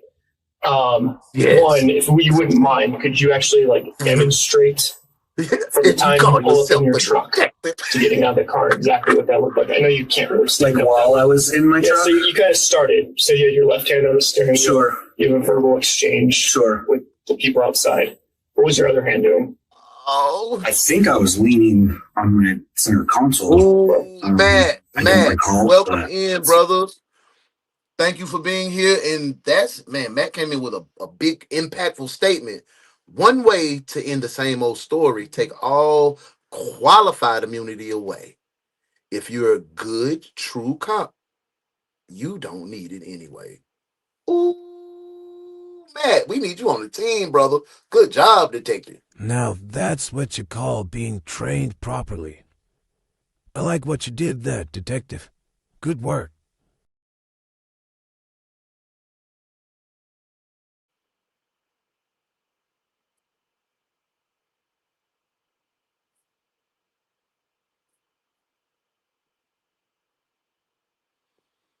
Oh. Usually power drive, and I would imagine that's where my other hand would be. As things start kind of like escalating, you said the kids are telling Wow, you, like, I can't just believe tell us noticed what to do, that, something like that. Justice. At any point, out of reflex, habit, training, I just and all the noticed words it. in your mouth, did you What he said. index your firearm with your hand, just rest it there? Is that a Don't let possibility? this guy. No, because I didn't feel any threat at that point. Okay. And then just curious, so you're not a police officer anymore, correct? Correct. Okay, so I am SOPO certified. I'm not duly sworn with any department, though. Okay. Might seem like a silly question. Is why did you have a handgun on you that particular night? I always carry it. Okay. Ever since my resignation, I went directly to Arapahoe County Sheriff's, applied for my concealed. I'd rather have it than not need So it. you have a concealed carry? I do not. And that's why I was wearing it with my shirt tucked in, because I do not have a concealed carry. Okay. So also, so it was exposed, so somebody could actually see, if you were walking around, somebody would see that you had a handgun. He didn't even have his concealed weapons. He just out here raw dogging, just out here just being stupid. Like you just out here being a dog. I'm talking about a real dog. You're an ugly dog, mutt, face like ugly, what, ugly dog, you're an ugly dog, baby, ugly dog, the dog, hey. Oh, absolutely. And I'm always checking when I'm at Walmart or something that, I don't want, when I was a cop, I didn't ever want anybody to see. Thank you, Rel. Welcome to the family, bro. My shirt is up. It is visible. Welcome to the family. We usually do night shift at 9:05 Eastern Standard Time. But on Wednesday nights, I have a podcast on my personal channel, Uno in Real Life, what I do with my brother in arms, Darius Willis, Doc Willis. We were in the service together. We talk about life before, during, and after the military service and anything in between. The seriously lighthearted podcast. Hope you can come kick it with us, man. Welcome back. Welcome into the family. See you tomorrow if you can tap in tomorrow at 10:35 a.m. Eastern Standard Time or 9:05 p.m. Eastern Standard Time. Thank you for being here. Thank you for your interaction. We're finna get to the end of the case today. Is it possible when you were having an interaction with any of these people that they could see into your car, right? Is that accurate? Yeah, they could see it in my car. My truck sits high. I have a lift on it, and I have the oversized tires. I mean, it's not like a giant truck, but it is a bigger truck and it sits high. So I was looking down at them. Do you think that it's possible? Level, I guess, when they were up on the walkway. I appreciate it, bro. Thank you. Is it possible that any of those people would have been able to see that gun inside of the car, even though it's just sitting on your hip? Not unless they came directly up to the window, and even that, the center console sits high, and I have my seatbelt. I mean, there's like that much room in between my side hip and the center console. I frequently scratch my gun. Look at my truck, there's some scratches right here on the side. Yeah, there's no way that they could have seen it. Even the only way they could have seen it is if they came up to my vehicle, stepped on the side step, and looked into my truck. That would be the only way that they could see that firearm on my hip. And did that ever happen? Okay. The closest, as far as I recall, the closest they got was the rear end of that red vehicle. Yeah. And the video confirms that. Okay. Yeah, and they stayed there, and they didn't advance on me. I didn't feel last 3 minutes. I didn't feel any threat whatsoever until I rounded the back of my truck and saw his firearm. And it wasn't, he didn't pull it out of anything. He already had it in his hand. Okay. And I felt that might be why I got shot first, because he just did something like this where I have to reach, pull Justice. it up. I'm thinking so, man. I'm thinking Adam looking like he on his last leg. You going to jail. You going to jail. Hot damn it, you going to jail. Lock his ass up. Lock his ass up. You going to jail. You going to jail. Yo, I don't know. I just keep trying to run it through my head, and it just happens so fast. Do you remember any statements? I know we kind of already asked it, but is there anything in your head that stands out? Adam continued to insist his gun stayed holstered, and the interrogation ended here. But the witness report told a very different story. An armed, angry man, gun already in hand, turning a verbal dispute into a fatal shooting.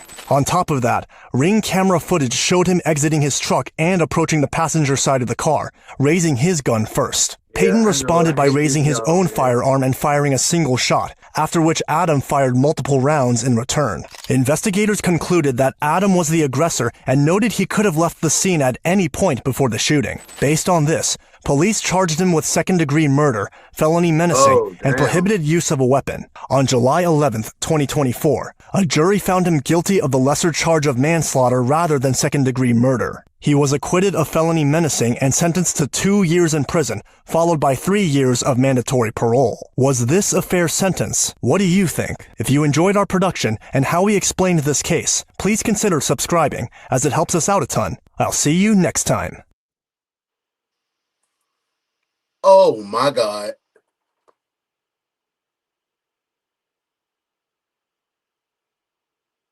Oh my God. Oh, I got to run that back. I got to hear that one more time, because that can't be true. Hold on, twin. Oh no. Oh, turning a verbal dispute into a fatal shooting. On top of that, Ring camera footage showed him exiting his truck and approaching the passenger side of the car, raising his gun first. Peyton responded by raising his own firearm and firing a single shot, after which Adam fired multiple rounds in return. Investigators concluded that Adam was the aggressor and noted he could have left the scene at any point before the shooting. Based on this, police charged him with second-degree murder, felony menacing, and prohibited use of a weapon. On July 11th, 2024, a jury found him guilty of the lesser charge of manslaughter rather than second-degree murder. He was acquitted of felony menacing and sentenced to 2 years in prison, followed by 3 years of mandatory parole. Was this a fair sentence? What do you think? If you enjoyed our production and how we explained this case, please consider subscribing, as it helps us out a ton. I'll see you next time.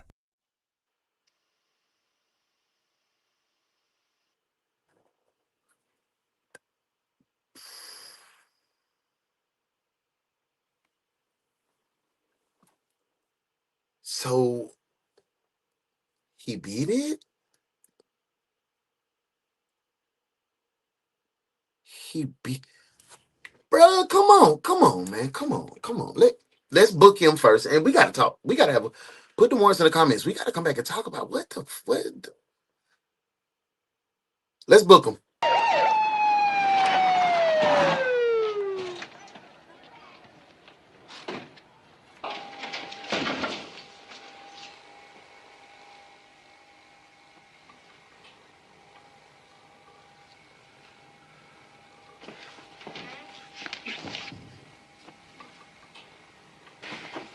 Every cop on this island has been working overtime to help you, and you just kicked every one of them in the teeth. Now they'll have to work double time to try to prove to the public that they're not all a bunch of killers hiding behind a badge. Hey, look, I'm sorry. Book 'em.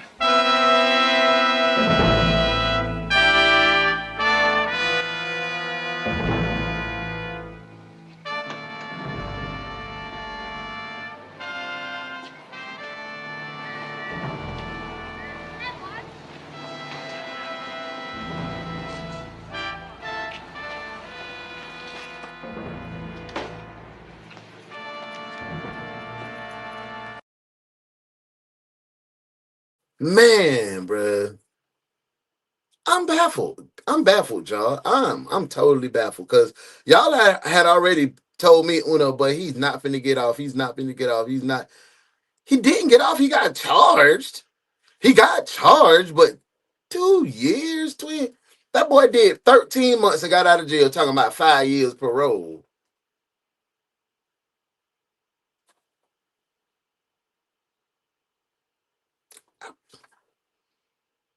Hey, man, say, man.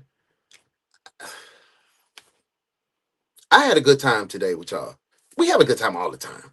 But you know what's going down. Tonight is Wednesday, and we don't have night shift. We don't have work tonight. We off for the night. I'm going to go ahead and get all our show ready for tomorrow morning because we're going to do our unveiling of all of our new graphics and new design, new setup, new everything. So I think I'm going to keep this background. I'm just keep my regular background, and we're gonna rock like that because I think I like it this way. I don't want to put nothing behind us.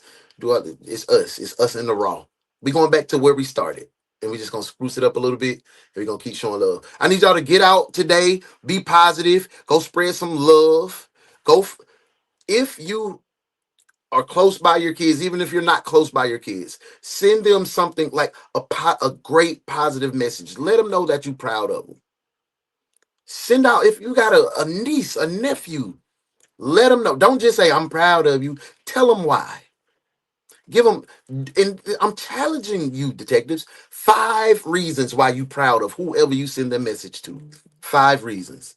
Go out, be light, be love, be you, because that's what God designed you to be. Thank you for being my friend. I love you so much. Thank you for the support. We're going to keep growing. We got to 10,000, but we're trying to go to be the biggest reaction channel on the net, and I can't do it without you guys. Thank you for being here. I hope to see you tonight on my personal channel, Uno in Real Life. Uno in Real Life is the channel. Let me put it across the screen really fast so you guys can check it out, because I would definitely like for you guys to come kick it. You can see a different side of me, because this right here I call work, because we solving cases.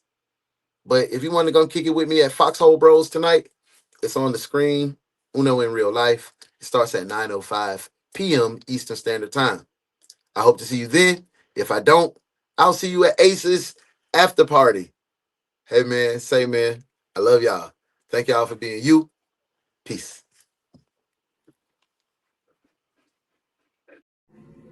Good work today, detectives. Now y'all make sure y'all go spread light and love.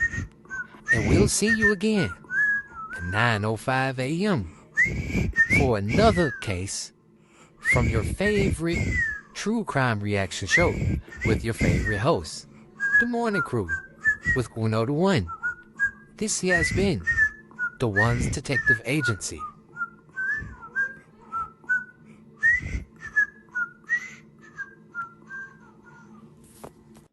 Tell your daddy hey, boy. Tell your daddy hey, man.